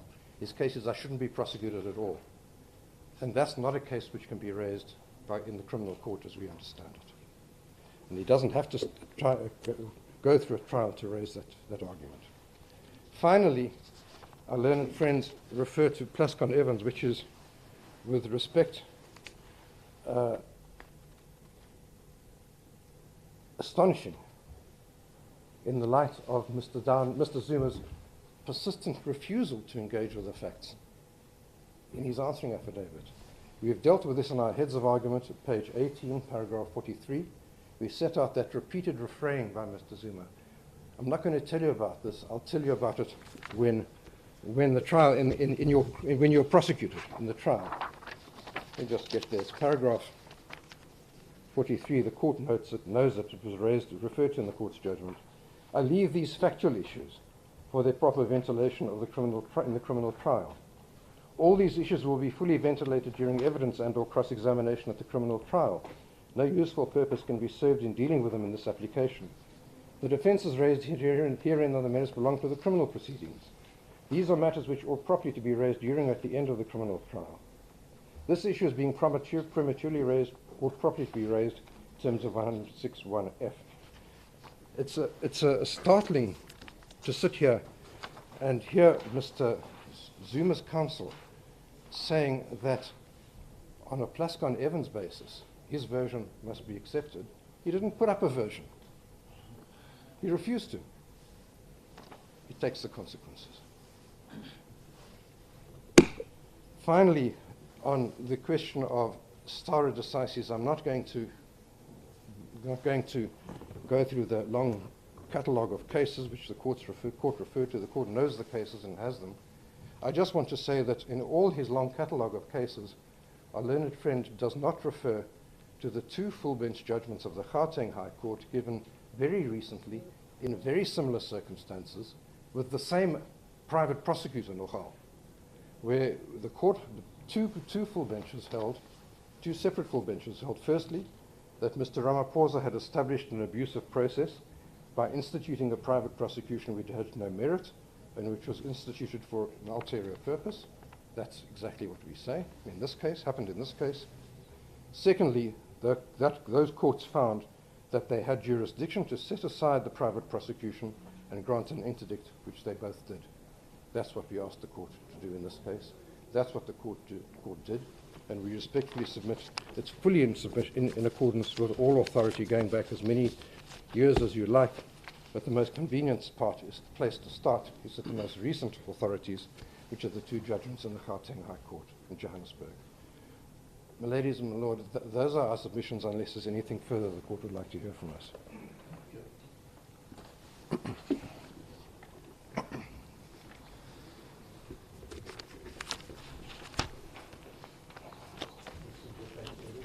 Thank you, my lord and my lady.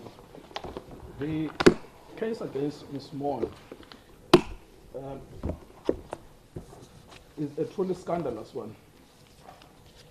This morning, only 2 submissions were made in support of the case against Ms. Maughan.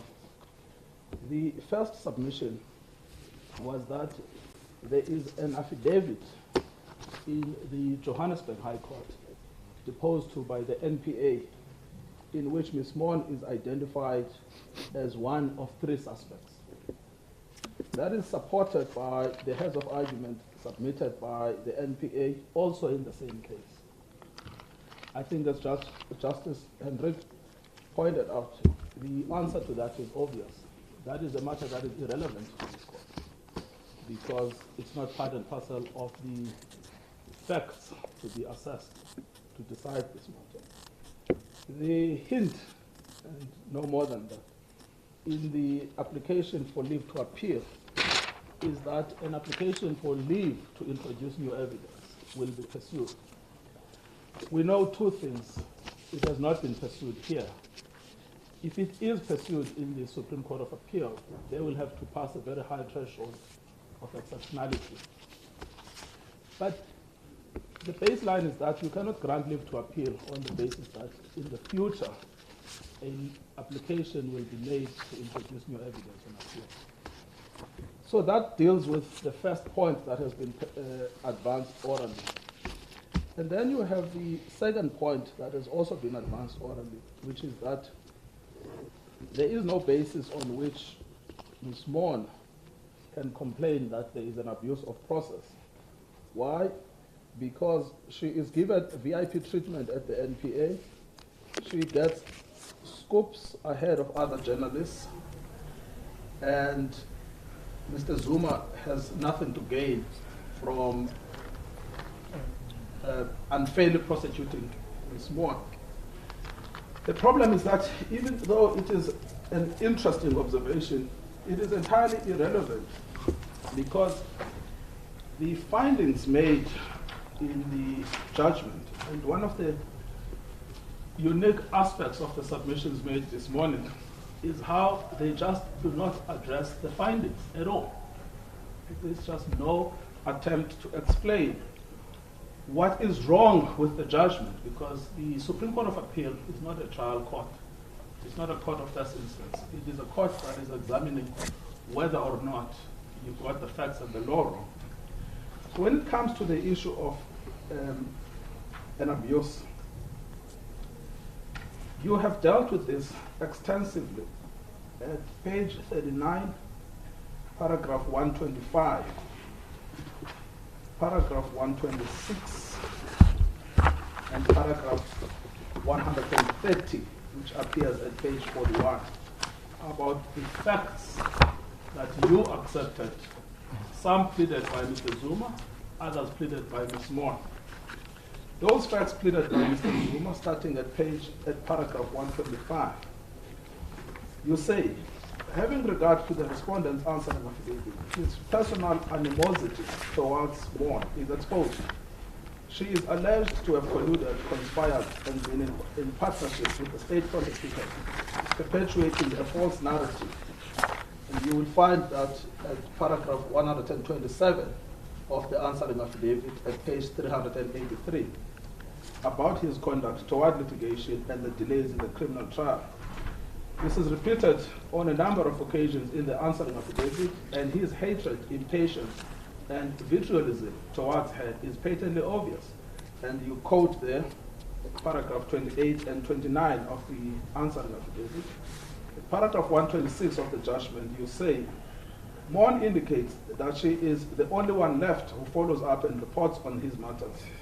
This, the respondent says, is denotative of her negative attitude toward him, and has labeled her a hostile journalist who is there to be used by the NPA for their unlawful views, and she is thus incapable of balanced reporting and is anti-Zuma, is an anti-Zuma crusader.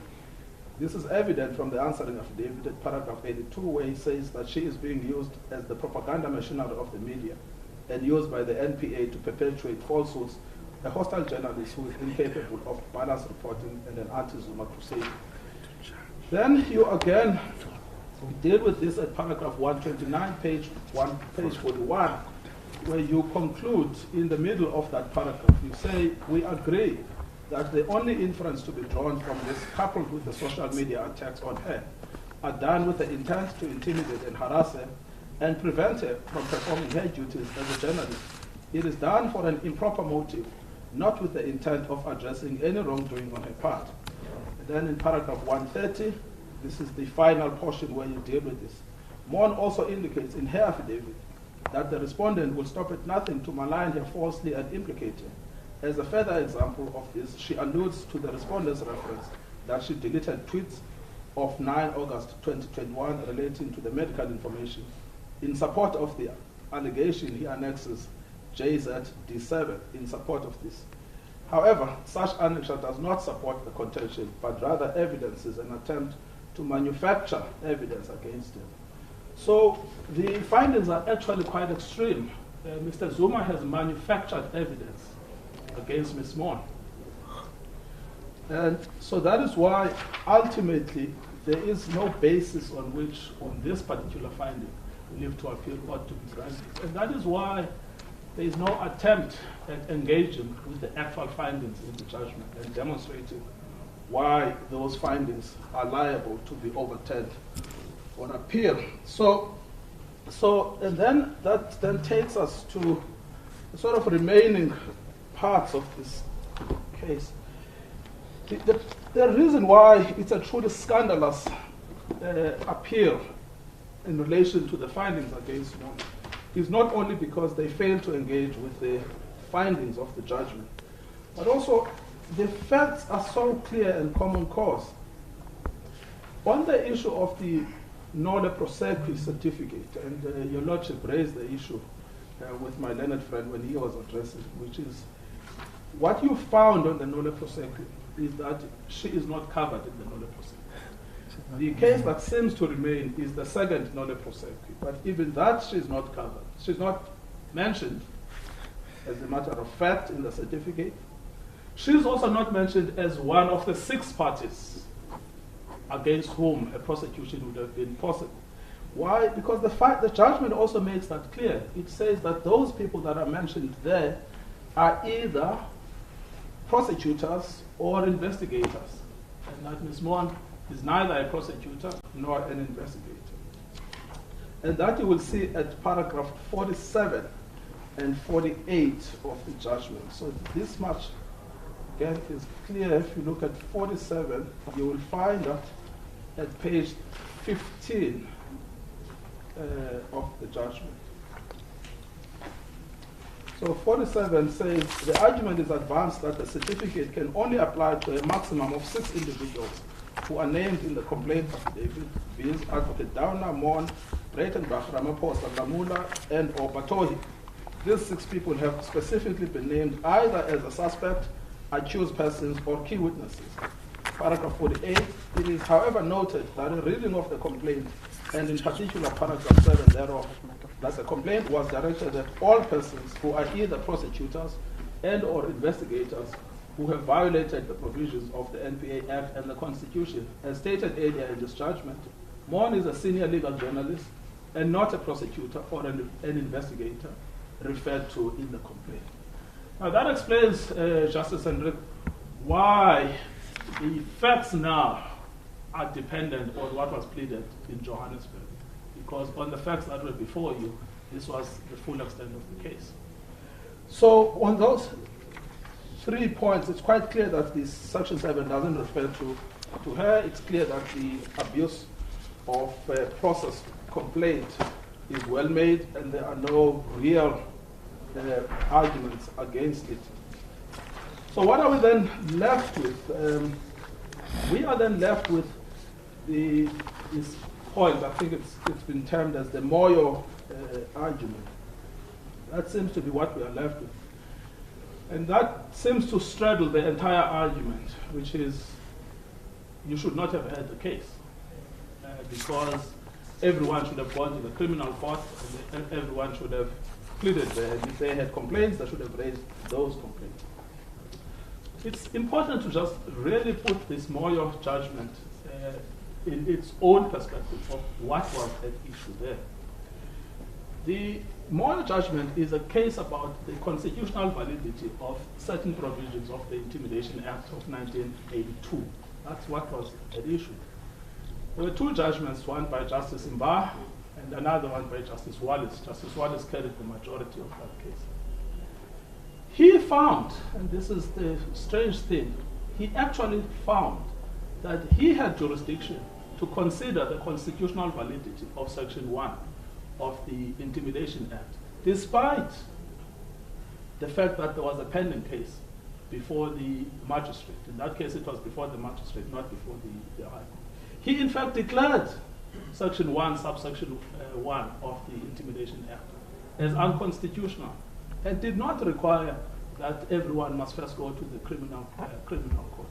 He then expressed his own opinions in passing that it is desirable that where a Section 35 complaint, let's emphasize that, where a Section 35 complaint is raised about the failure of a fair trial right, Section 35 complaint, where it is raised, it must then be pursued before the magistrate who is responsible to hear the case. So in reality, it has nothing to do with this case. What he was not deciding, he was not deciding a case where the elements of Section 7 are not met, where there is an obvious case of an abuse of process, where the prosecution itself is driven by a malicious intent.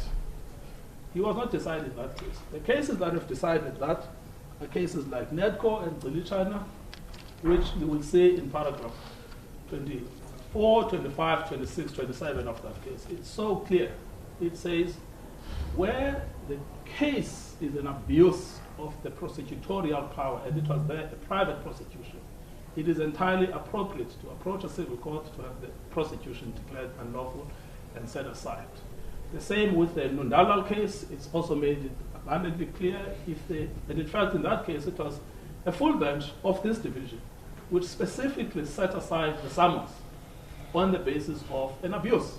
Said there was no, and it compared something similar to this, compared the certificate with the summons, and then it found that the summons was unrelated to the certificate, and it set aside the summons. And again, it comes back to this principle that where there is an abuse of the private prosecutorial provisions, the civil court is entitled to set aside the private prosecution as an abuse. And then, as Mr. Bidlander pointed out, the most recent examination of this principle is the full court in Johannesburg. And in fact, we would commend that judgment for another reason. It contains a full and extensive analysis of the Moyo judgment. And in fact, the summary I've given is a summary also drawn from that case, that actually this is not a case that is relevant here at all.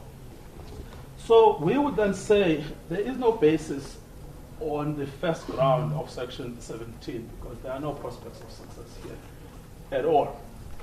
The related question as to whether or not there are questions of law of sufficient public importance that should be ventilated by the Supreme Court of Appeal. The truth is that there are no such questions of law here because as to whether or not Ms. Maughan should be prosecuted is a question of fact. It depends on whether or not she is a party contemplated in the nolle prosequi. You found as a matter of fact that she is not such a party. And there is no reason to revisit factual findings before the Supreme Court of Appeal. Similarly, the question as to whether or not there is an abuse, there is no legal question about an abuse. It is accepted that an abuse results in the termination of a private prosecution. Judgments are quite clear on that. But the question as to whether on these facts there is an abuse, which is what seems to have been argued this morning, that on these facts there was no abuse because all that had happened is that Ms. Maughan was treated as a VIP by the NPA and was getting scoops. But the question whether or not there was an abuse on these facts is also a question of fact. Again, there's no reason to ask the Supreme Court of Appeal to re-examine the question of fact. So there are in fact no grounds upon which it can be argued that there is some other compelling explanation why the Supreme Court of Appeal should be re-invited to consider a matter that effectively is closed. What that then leaves us with is, given your findings, and this is now my final point, given your findings that the prosecution against Ms. Maughan is an abuse, what role does that play in the granting of a leave to appeal? We started with that in our heads of argument. And what we say there is that where you have a finding, particularly such a strong finding on the facts, and again there is no attempt at engaging with it on the facts with reference to the pleadings, that says that the prosecution is an abuse. Are you at large to refer that same finding to an appeal court without at the same time perpetuating the abuse that you found to exist? We say that given your findings around the abuse, if you were to allow a leave to appeal, you would compound the abuse. And that, in fact, is demonstrated by today's proceedings, because very little is actually said about Ms. Maughan in oral argument, and very little is said about her even in the heads of argument. Then you ask yourself the question, why is she still being kept in this litigation when there is so little that is made of her role and her participation? Why is she still the subject of a leave to appeal to the Supreme Court of Appeal? It can only be explained by those four findings that you have referred to in the judgment, which is, this is a deliberately oppressive litigation against her. It is driven by animus by Mr. Zuma against her. But as a matter of law, it is entirely vexatious. Completely vexatious prosecution, underpinned today by a vexatious application for leave to appeal. And that is why we will ask that like you did when you dismissed the application, when you granted the application, I apologize. When you dismiss the current application, you should do so with a punitive cost. I act for a private client, unlike Mr. Badlander, who acts for a state-sponsored client. I act for a private client. There is no reason why she should be out of pocket in relation to this litigation. And given the gravity of the findings you have made, and given generally how extremely weak the leave to appeal is, and how extremely weak it has been pursued against her, when you dismiss the leave to appeal, as I am asking you to, you should do so with an order that there should be costs on an attorney and own client scale. Thank you, my Lord and my ladies.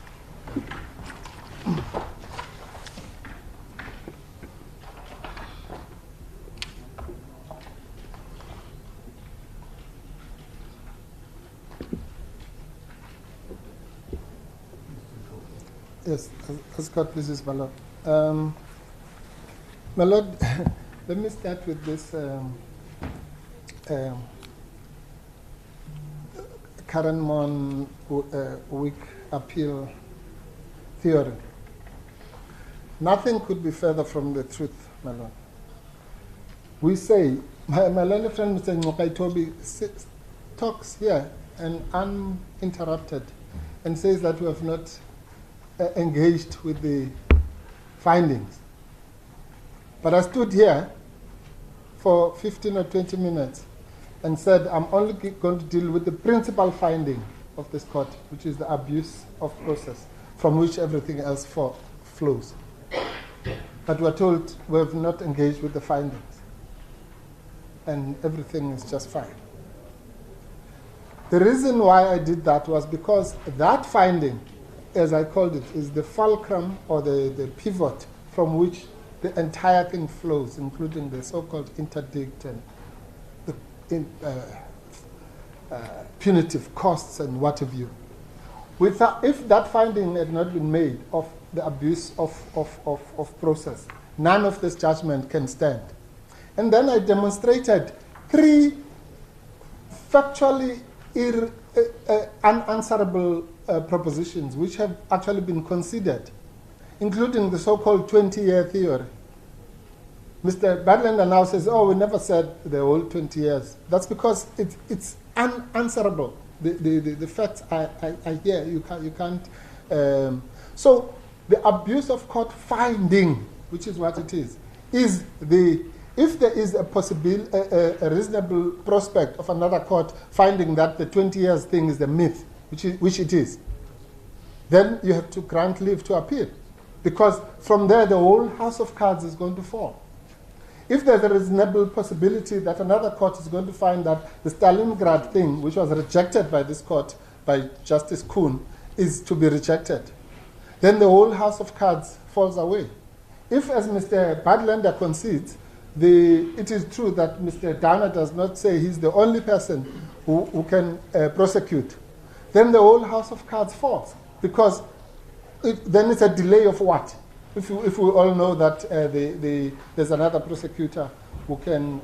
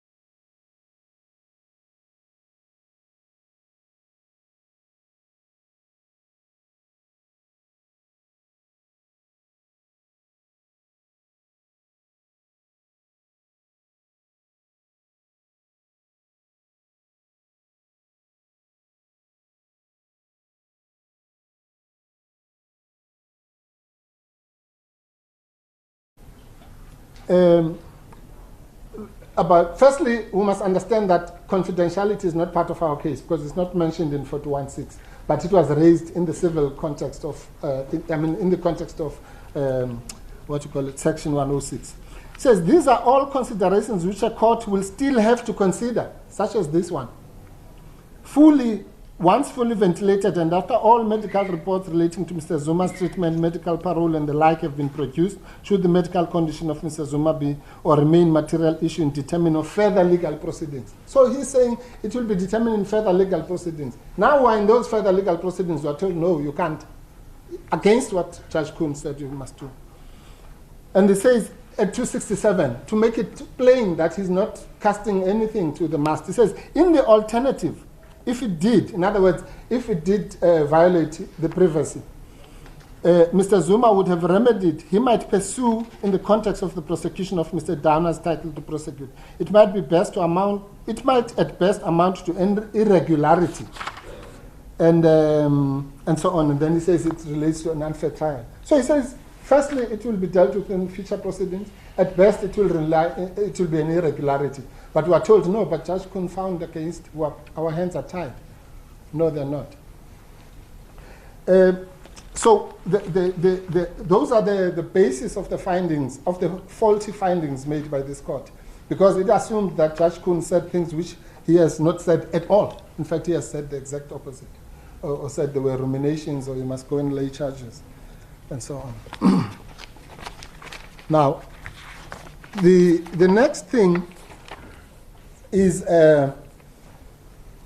Moyo.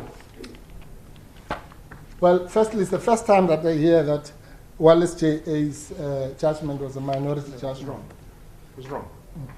It was, okay, Mr. Butler concedes that. It was not. It was 3-2, actually. It was Judge Maya, Judge Wallace himself, and I can't remember the third judge. It was 3-2. The minority was Mba J.A. So that's wrong. That's a majority judgment.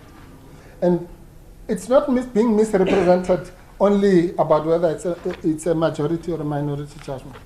It also is misrepresented now by Mr. Ngugaitobi about what it actually says.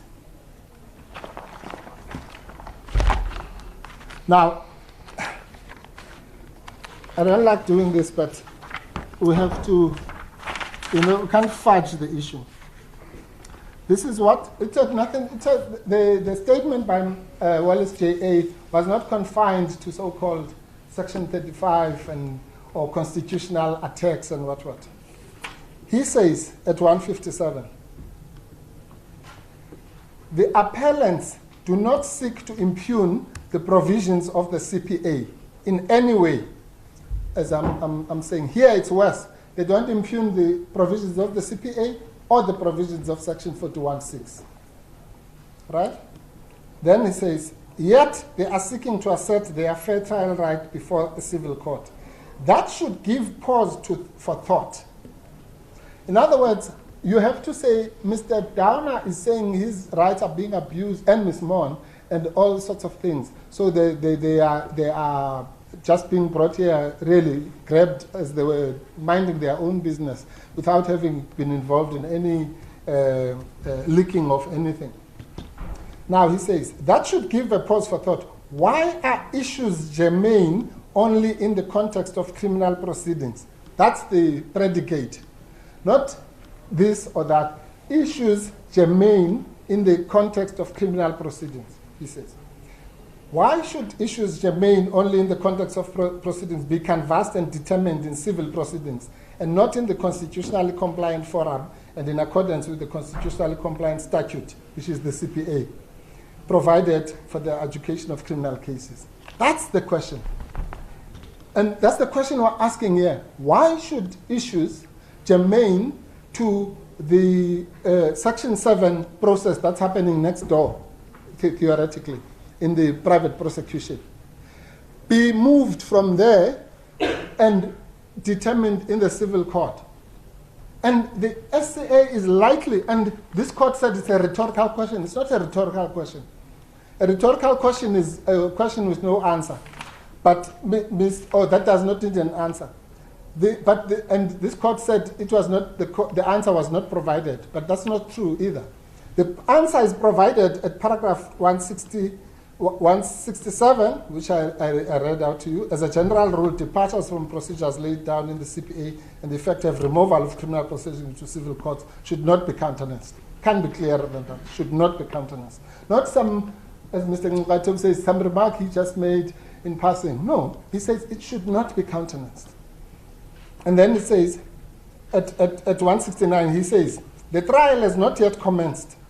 It is commonplace to see in the media that the first step in any criminal litigation involving a prominent person, such as these ones, is that they will challenge the constitutionality of the charge or the process leading up to the commencement of criminal proceedings. So that kills Mr. Ngwaitobi's theory that this thing had nothing to do with what we're dealing with here. Because we're not talking about, he says, the process leading up to the commencement of criminal proceedings. That's exactly what they're doing here. And he says, the term Stalingrad defense has become a term of art in the armory of criminal defense lawyers. That's another big misunderstanding. You know, people get fixated on certain ideas. So everyone looks at Mr. Zuma as an accused person. But in this court, Mr. Zuma is not an accused person. He's a prosecutor. So he can't practice Stalingrad because he's the prosecutor. Stalingrad has been explained by the SCA as a term of art in the armory of criminal defense lawyers. The only criminal defense lawyers in this matter are Mr. Ngwaitobi and Mr. Badlander, because they are representing accused persons. So we just convert logic and we just talk. The SCA has explained exactly what it means by Stalingrad defense. An armory in the, a term of art in the armory of criminal defense lawyers, such as these ones.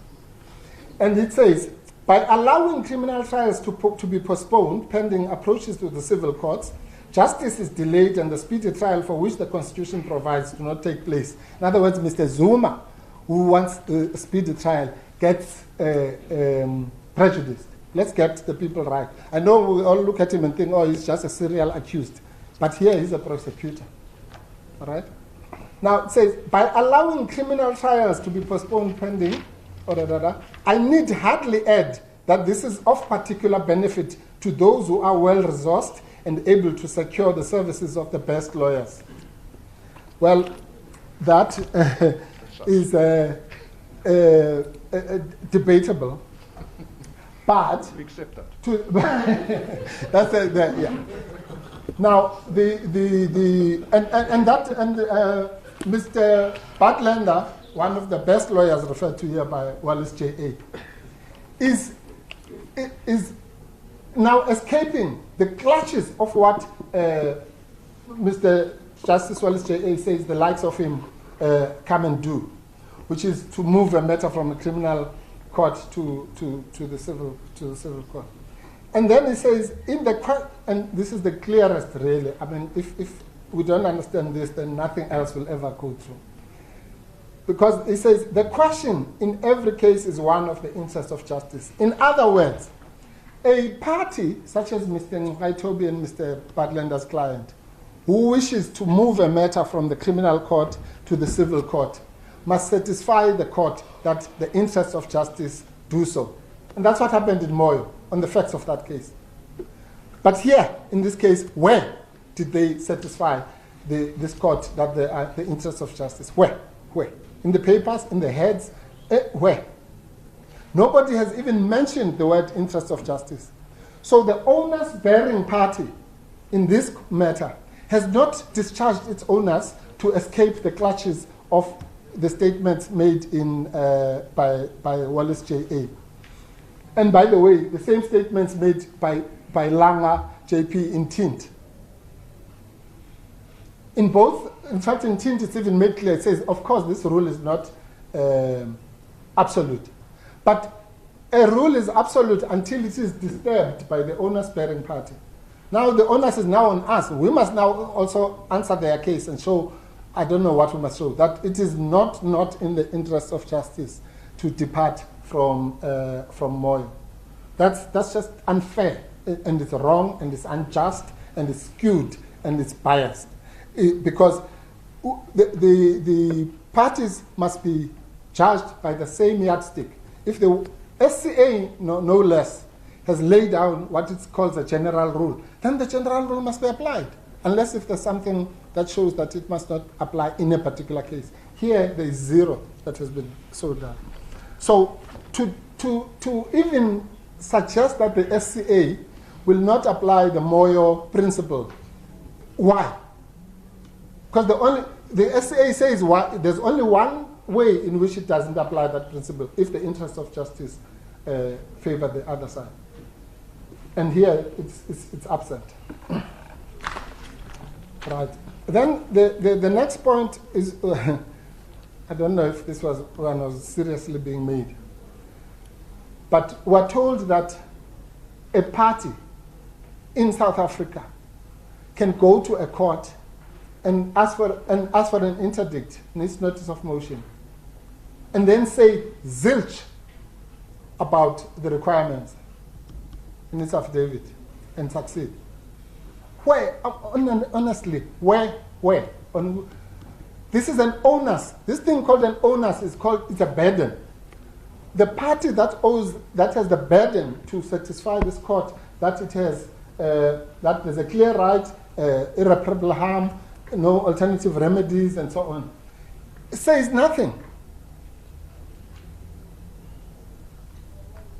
How on earth could they ever pass that hurdle of saying there's no alternative remedy? How? When on their own admission, Section 106, 1H, at best they say it's an alternative. It's not the only exclusive way. Let's grant them that for now. So they say, no, it's not the only exclusive way, 106. It's an alternative remedy. So it would have been impossible for them to pass that hurdle. That's why they did not plead it. But this court just gave it to them anyway, for free. And there's no court, even when the Constitutional Court in Pilane says you can't do that, it says you must set it aside. It's fatal to your interdict application, fatal. But we're told that no, that fatality doesn't apply to Mr. Downer, and Mr. Downer is not affected by the fatality predicted in Pilane. He's just a separate human being who doesn't need to plead the rules, rather the requirements. I mean, anyway.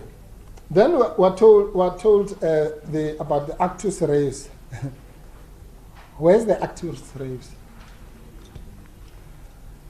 The common cause facts are very simple. Mr. Breitenbach, of his own volition, phones Ms. Maughan.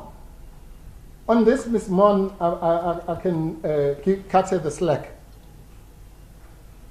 She's sitting in Johannesburg, in Maritzburg, minding her own business, and gets called by Mr. Breitenbach to say, where are you? I'm in Maritzburg. Oh, I was going to tell you that there's going to be a postponement and so on. But this is a discussion initiated by Mr. Breitenbach. So this court then says, oh, well, he's allowed to deal with media inquiries. Where's the media inquiry? Mr. Breitenbach called Ms. Maughan, not Ms. Maughan called Mr. Breitenbach. So there's no media inquiry. And then they say, and this is really the most frustrating thing about this case, where a court can find, somebody says, on 2 occasions, basically they make confessions of the crime. In the case of Mr. Soul, Mr. Downer says, and I won't go to those conversations, I refer to them in the main case.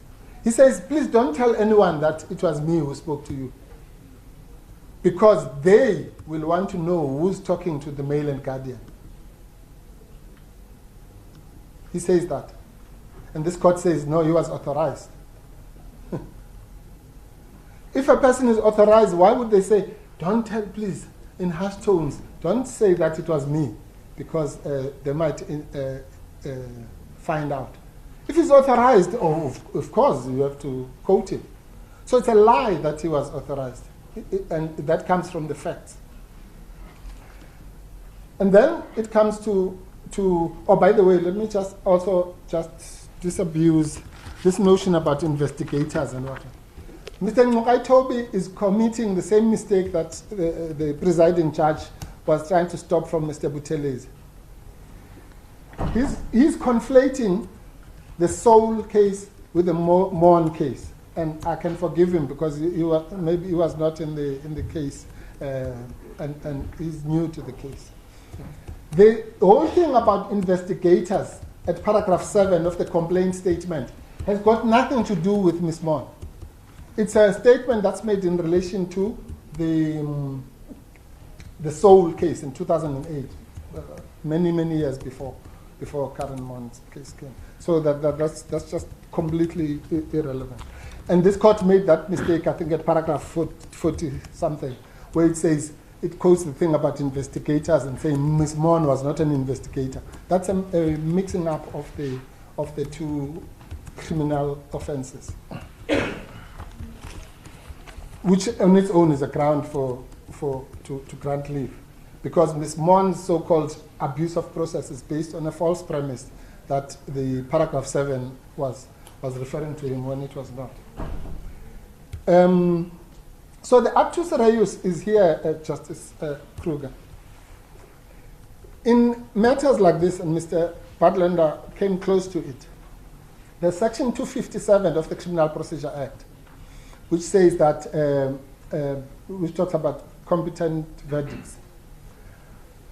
But we all know, those who practice criminal law, that there are three types of actors. It's the perpetrator, co-perpetrator, or accomplice, or accessory after the fact. Now, each of those people play different roles in the actus reus. Remember, when you are inspecting the actus reus, you have to assume all the other elements are there. You must assume intention, you must assume unlawfulness, and then you say, okay, what is the actus reus? So the actus reus in this case is that Mr. Downer, with Mr. Malan friend, Mr. Buthelezi, make this clear, that to this extent, Mr. Downer is actually more culpable than Mr. Breitenbach, because he was part of the Khampepe Commission scenario. He knows that this is not done. And he has a duty in terms of the UN guidelines to have said to Mr. Breitenbach, let's assume Mr. Breitenbach was doing this innocently because he's not a prosecutor, he's a normal counsel. Well, not that prosecutors are not normal. But he's a practitioner at the bar. So let's say Mr. Breitenbach, for some reason, didn't know about Section 416, for example. That does not apply to Mr. Downer. He knows about the Khampepe Commission. He knows about Section 416. He's instead of saying to Mr. Downer, no, you should not have done that. You can't give information which you obtained in your capacity as the prosecutor to any person. He says, oh, I'll assist you. I'll tell you, I'll give you the signal. It's like in a bank robbery. One goes inside, the other one sits in the car, the other one says, I'll tell you when the tellers are coming, and gives the signal. And then we say, where's the actus reus? Just because the other one is driving the car, the other one shoots the teller, the other one is the signal giver. They all are guilty, equally for that matter, in our law.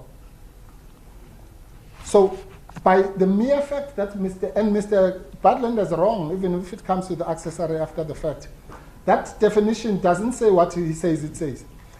Accessory after the fact says you are an accessory if after the commission of the fact you assist the person in the perpetration of the offense or to evade justice, not to evade the prosecution, as Mr. Badlander says. So that justice could have come in the form of a disciplinary hearing or whatever. It's a clever way of trying to elevate the definition. But the definition of accessor after the fact has been there for hundreds of years. It's not going to change today. It's about the evasion of justice in any form. And that's exactly what Mr. Downer did. He was assisting Mr. Breitenbach to evade the justice that is provided for in Section 41(6) of the Act. The next point is no, I can't. You've exceeded your 30 minutes that you advised Yes. you would be declined. Well, yes, my lord. I'm using some of the time that Mr. No, you're not allowed to do that. But 30 minutes, please wind up. No, my lord, please. Please, Mr. No, can I just say something? You do this all the time. You are given a specific time period, and you just extend it at your will, irrespective of everyone else in the court. But I'm why? asking you to wind up your Yes, argument. yes. But I don't have to go through this every time I stand up in this court. I have to say this. I said to you in the morning, we have put a time together, and Mr. Buthelezi. Yes, but I have to say this, please, even if it's the only thing I'm going to say. I said Mr. Buthelezi is going to use a particular amount of time. If he didn't use all that amount of time, I'm perfectly entitled to use it. So, Pope, if you did not look at your watch, Mr. Buthelezi used his time exactly as was agreed. Okay. Anyway, I'm not going to debate. I looked at the time. I know I finished at 10:06, and Mr. Buthelezi finished at 10:51. But that's fine. Anyone who's recording this will explain that. So he was 12 Please minutes. wind up your Yes. submission. Yeah. Thank you.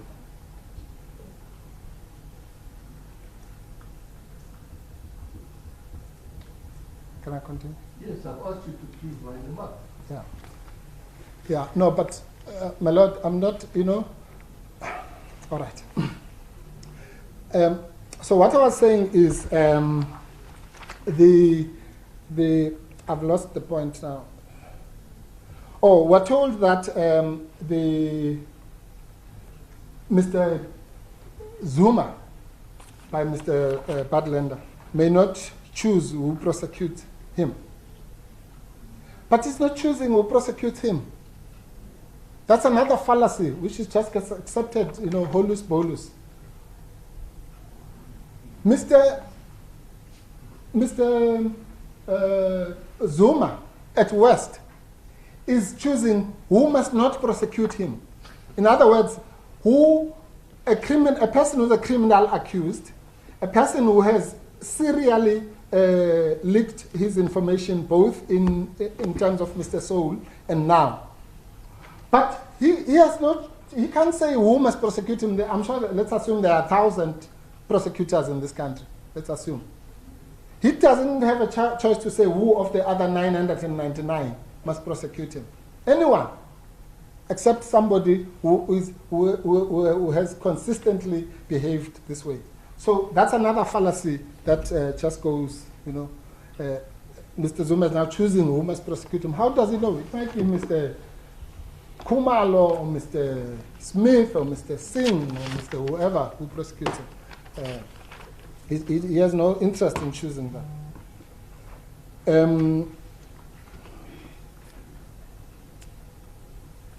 Oh, yeah. This is the point at which I was disturbed. I was going to say that the point of J. Kemp, my late learned friend, Mr. K.J. Kemp, is just exhausting. But we have to address it. Because we are told that Mr. J. Kemp, in some, I think it was even a Section 18 application, in 2007, said in that case, in that particular case, that he was pursuing a particular strategy. And Mr. Zuma, 20 years later, must answer for what the late Mr. J. Kemp meant. I mean, honestly, imagine if litigants were treated like that. Does it only apply to Mr. Zuma? If every time we stand up as counsel and we support our argument, then the litigant is going to be told forever, amen. that your counsel said this in a particular case with its particular facts, and therefore, until you go to the grave, you'll be Mr. Stalingrad. This is just abuse. If there's any abuse, that is abuse. Because Mr. Zuma is being abused in these courts for matters that are clearly outrageous. How can we say Mr. Kemp, whatever he meant, he's not here now to answer for himself. Maybe we could have had an affidavit from him to say what context he was talking about in that particular thing.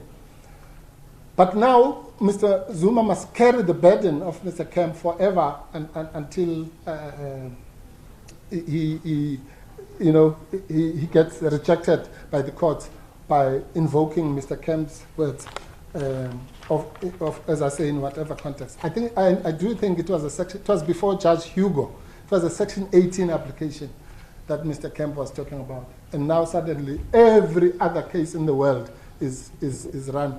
The fact that I'm here, Mr. Buteles is here, Mr. Masuku is here. No, we're here to perpetuate Mr. Kemp's strategy. That's an insult, not just to Mr. Zuma, but also to us. Because we're now here as an embodiment of carrying on Mr. Kemp's legacy. We don't have the capacity to have a strategy of our own, or have our own, to apply our own facts to every case. Mr. Kemp is what guides us. That's just, in the South African context even, it's patently ridiculous and objectionable, and it must be rejected with the contempt it deserves. Now, the last point, Justice Kruger, is again in defense of Kun J. Kun J says that Mr. Zuma, again, in a civil case, abandoned a point regarding Mr. Soul for whatever reason. But this court shackles Mr. Zuma again forever because he abandoned a particular point in civil proceedings for whatever reason, which we don't know. He can no longer invoke it now in the criminal context. I mean, what is that really? So if somebody says is doing an RAF case, and then they say, okay, I'll abandon the point about the fact that actually when you knocked me, you did it intentionally because you don't like me. I'll abandon that point for the purposes of the RAF because I don't need that point. Then that person forever can never go to the police station now and say, there's someone who intentionally, they say, no, but in the civil matter, you abandoned that point. What is that? What law is that? And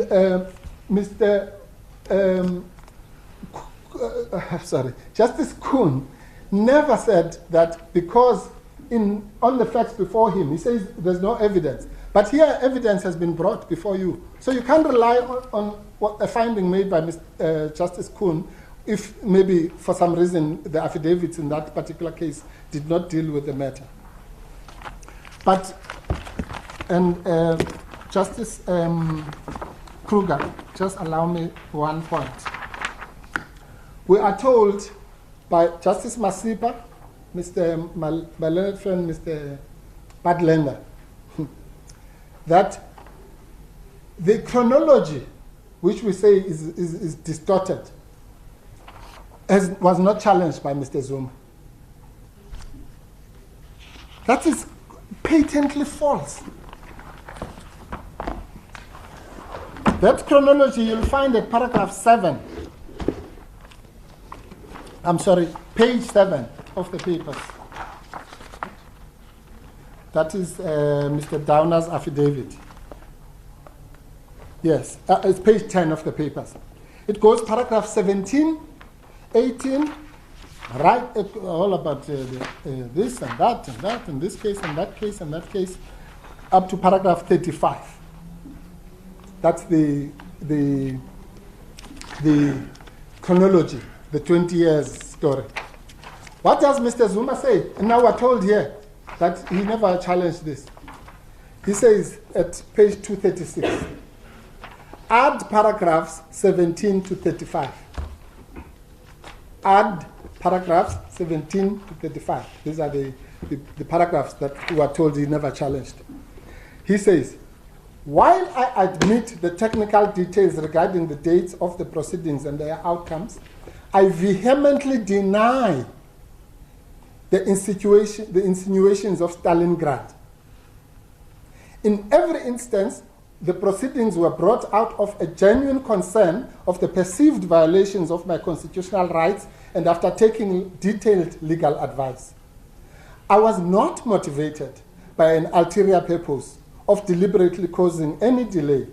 Such delays as may have inevitably resulted were justified by my right to exercise available legal avenues which are meant for the protection of the rights of any citizen in my position. Contrary to the present application, I have never brought a baseless and unsustainable application. It is therefore ironical that the applicant, who is clearly engaged in Stalingrad stalling tactics at present, should deny genuine proceedings as delaying tactics.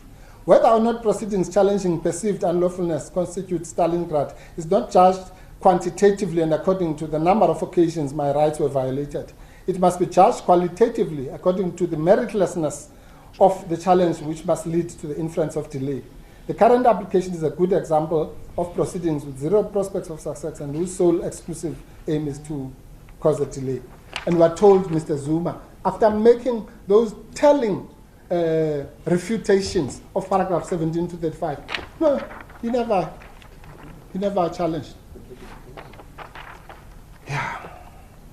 It's exhausting to have to deal with facts which should be plain and which are here in black and white. Then what's the point of these pleadings? What's the point of consulting with Mr. Zuma to say, here's a chronology at paragraph 17 and 35. What do you have to say about it? He tells us what to say about it. We put it on a piece of paper, and then we're told it's not there. By some magic, it has evaporated out of the papers. Anyway, all in all, another court will certainly, I'm saying this advisedly, beyond the test, another court will certainly find that Mr. Zuma did dispute the so-called Stalingrad and 20-year theory. Mr. Zuma, having disputed it in terms of Plascon Evans, unless his version, which I've just read out, is found to be so far-fetched that it must be ridiculous. It must be accepted, because that's the law. Plascon Evans as applied by our courts every day. Who can say what I've just read out here is so outrageous that when a man simply says, I genuinely wanted a conviction, and the case of DPP versus Zuma says that once a person genuinely wants a conviction, even if he has an ulterior motive, and that's what Phillips versus Botha also says, that even if he has that motive of extortion, you can't disallow him in terms of Section 34 of his rights to prosecute. You can't disallow him from such a prosecution. That's the SCA has said it like that. But we're told now the law has changed.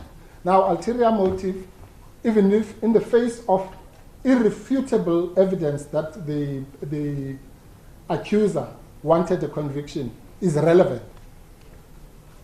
Forget about what Haram's J.A. said. Forget about what it said in Redel. In Redel, you'll remember in paragraph 68, it says it is never, a bad motive is never a ground for undoing a prosecution. But all that law, which is binding on this court, must be ignored. And we are told that 10 judges in Gauteng, the unmentionable Gauteng, found in a way. Well, 16 judges, 5 in the, at least 3 in the SCA. If you take it as the judgment of the court, then we'll say it's 5, but let's be conservative and say it's 3. And another 11 in Tint have said that these kinds of cases should not be. So even if it was true that the so-called Gauteng 10, or I don't know how the 10 is arrived at, but there are more than 10 judges who have also found that preliminary litigation should never be allowed. And allow those courts, all we're saying really, and as I sit down, allow the courts that have said preliminary litigation must not be allowed to tell us if they've changed their mind, or to say whether this court changing of their mind was correct. Because they've said it in no uncertain terms that it should not be allowed. And to quote Justice Davis, this court should not be, hopefully will not take the view that it holds the last view on these questions, irrespective of the factual misdirections. We know in Rex versus Rumayo, it was said that those would justify an appeal. As court pleases. As far, I'm not even going to address the question. Obviously, we would like the application for leave to appeal to be granted and costs to be cost in the appeal. There's no basis for the court to pull itself by its own bootstraps, so to speak, and say it's going to be attendant client costs because we said it's an abuse of, because that abuse finding is itself under attack. As court please.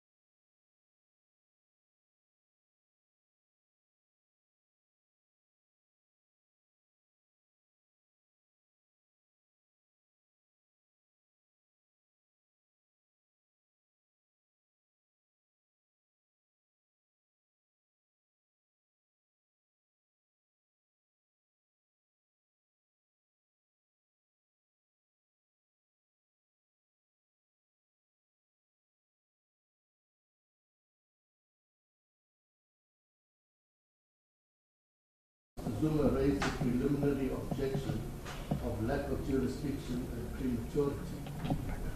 In the heads of argument, he relied on the principle of subsidiarity in relation to jurisdiction and prematurity. In the notice of application for leave to appeal, and more particularly in the heads of argument, the principle of subsidiarity has been advanced on totally different grounds. It has been expanded upon to include reliance by the respondents, that is Mr. Downer and Ms. Maughan, in sections 34 and 38 of the Constitution. This, however, was not the case presented before us. This court dealt with the preliminary objection of lack of jurisdiction and prematurity in some detail. See paragraphs 24 to 29 of the judgment.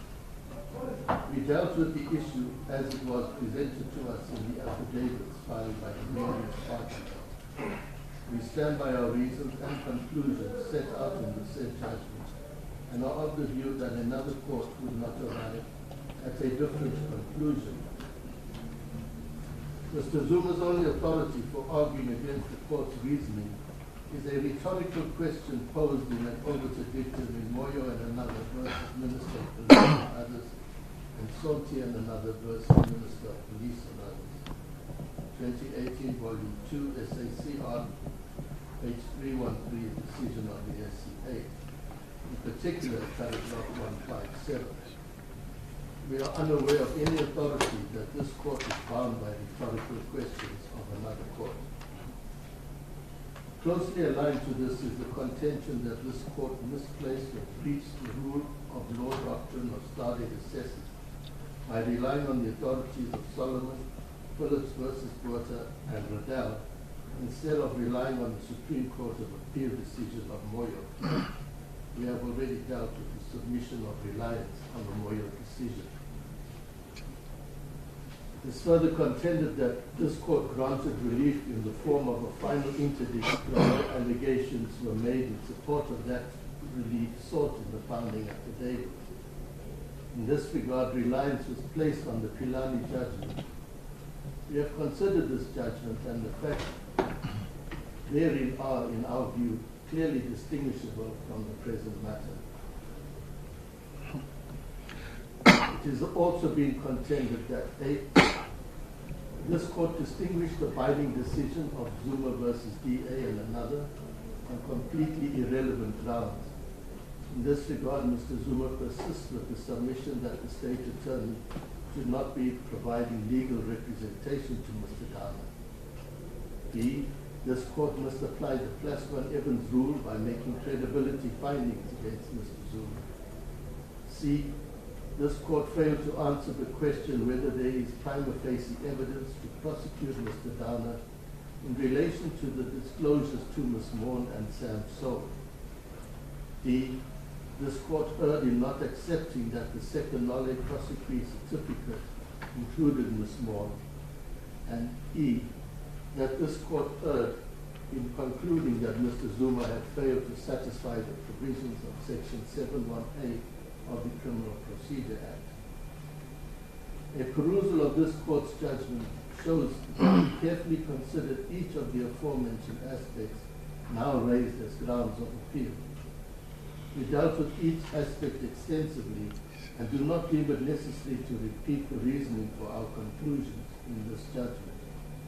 We accordingly stand by our reasoning and conclusions and are of the view that another court would not come to a different conclusion. In our view, there are no novel legal issues raised in this matter.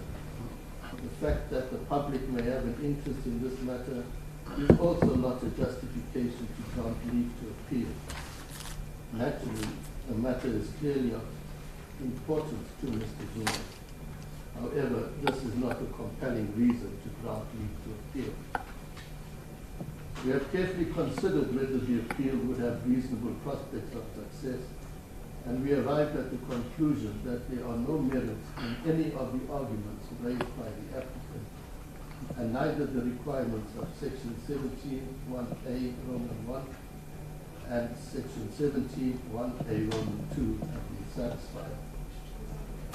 Although a punitive cost order has been sought by Ms. Maughan, the facts of this matter do not justify the award thereof.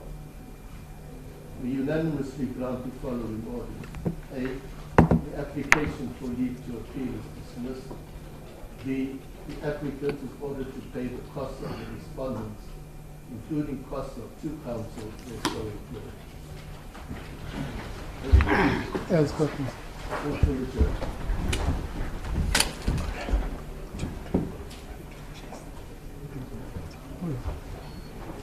If there's no traffic.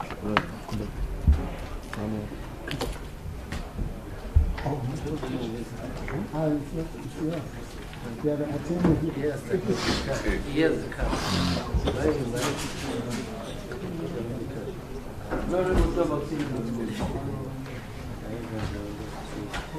So, I'm a judge. I started the judgment for 20 minutes. When I'm going to but just certificate in the country, so you could buy parade in Yongelen. Hey, South Africa. We need to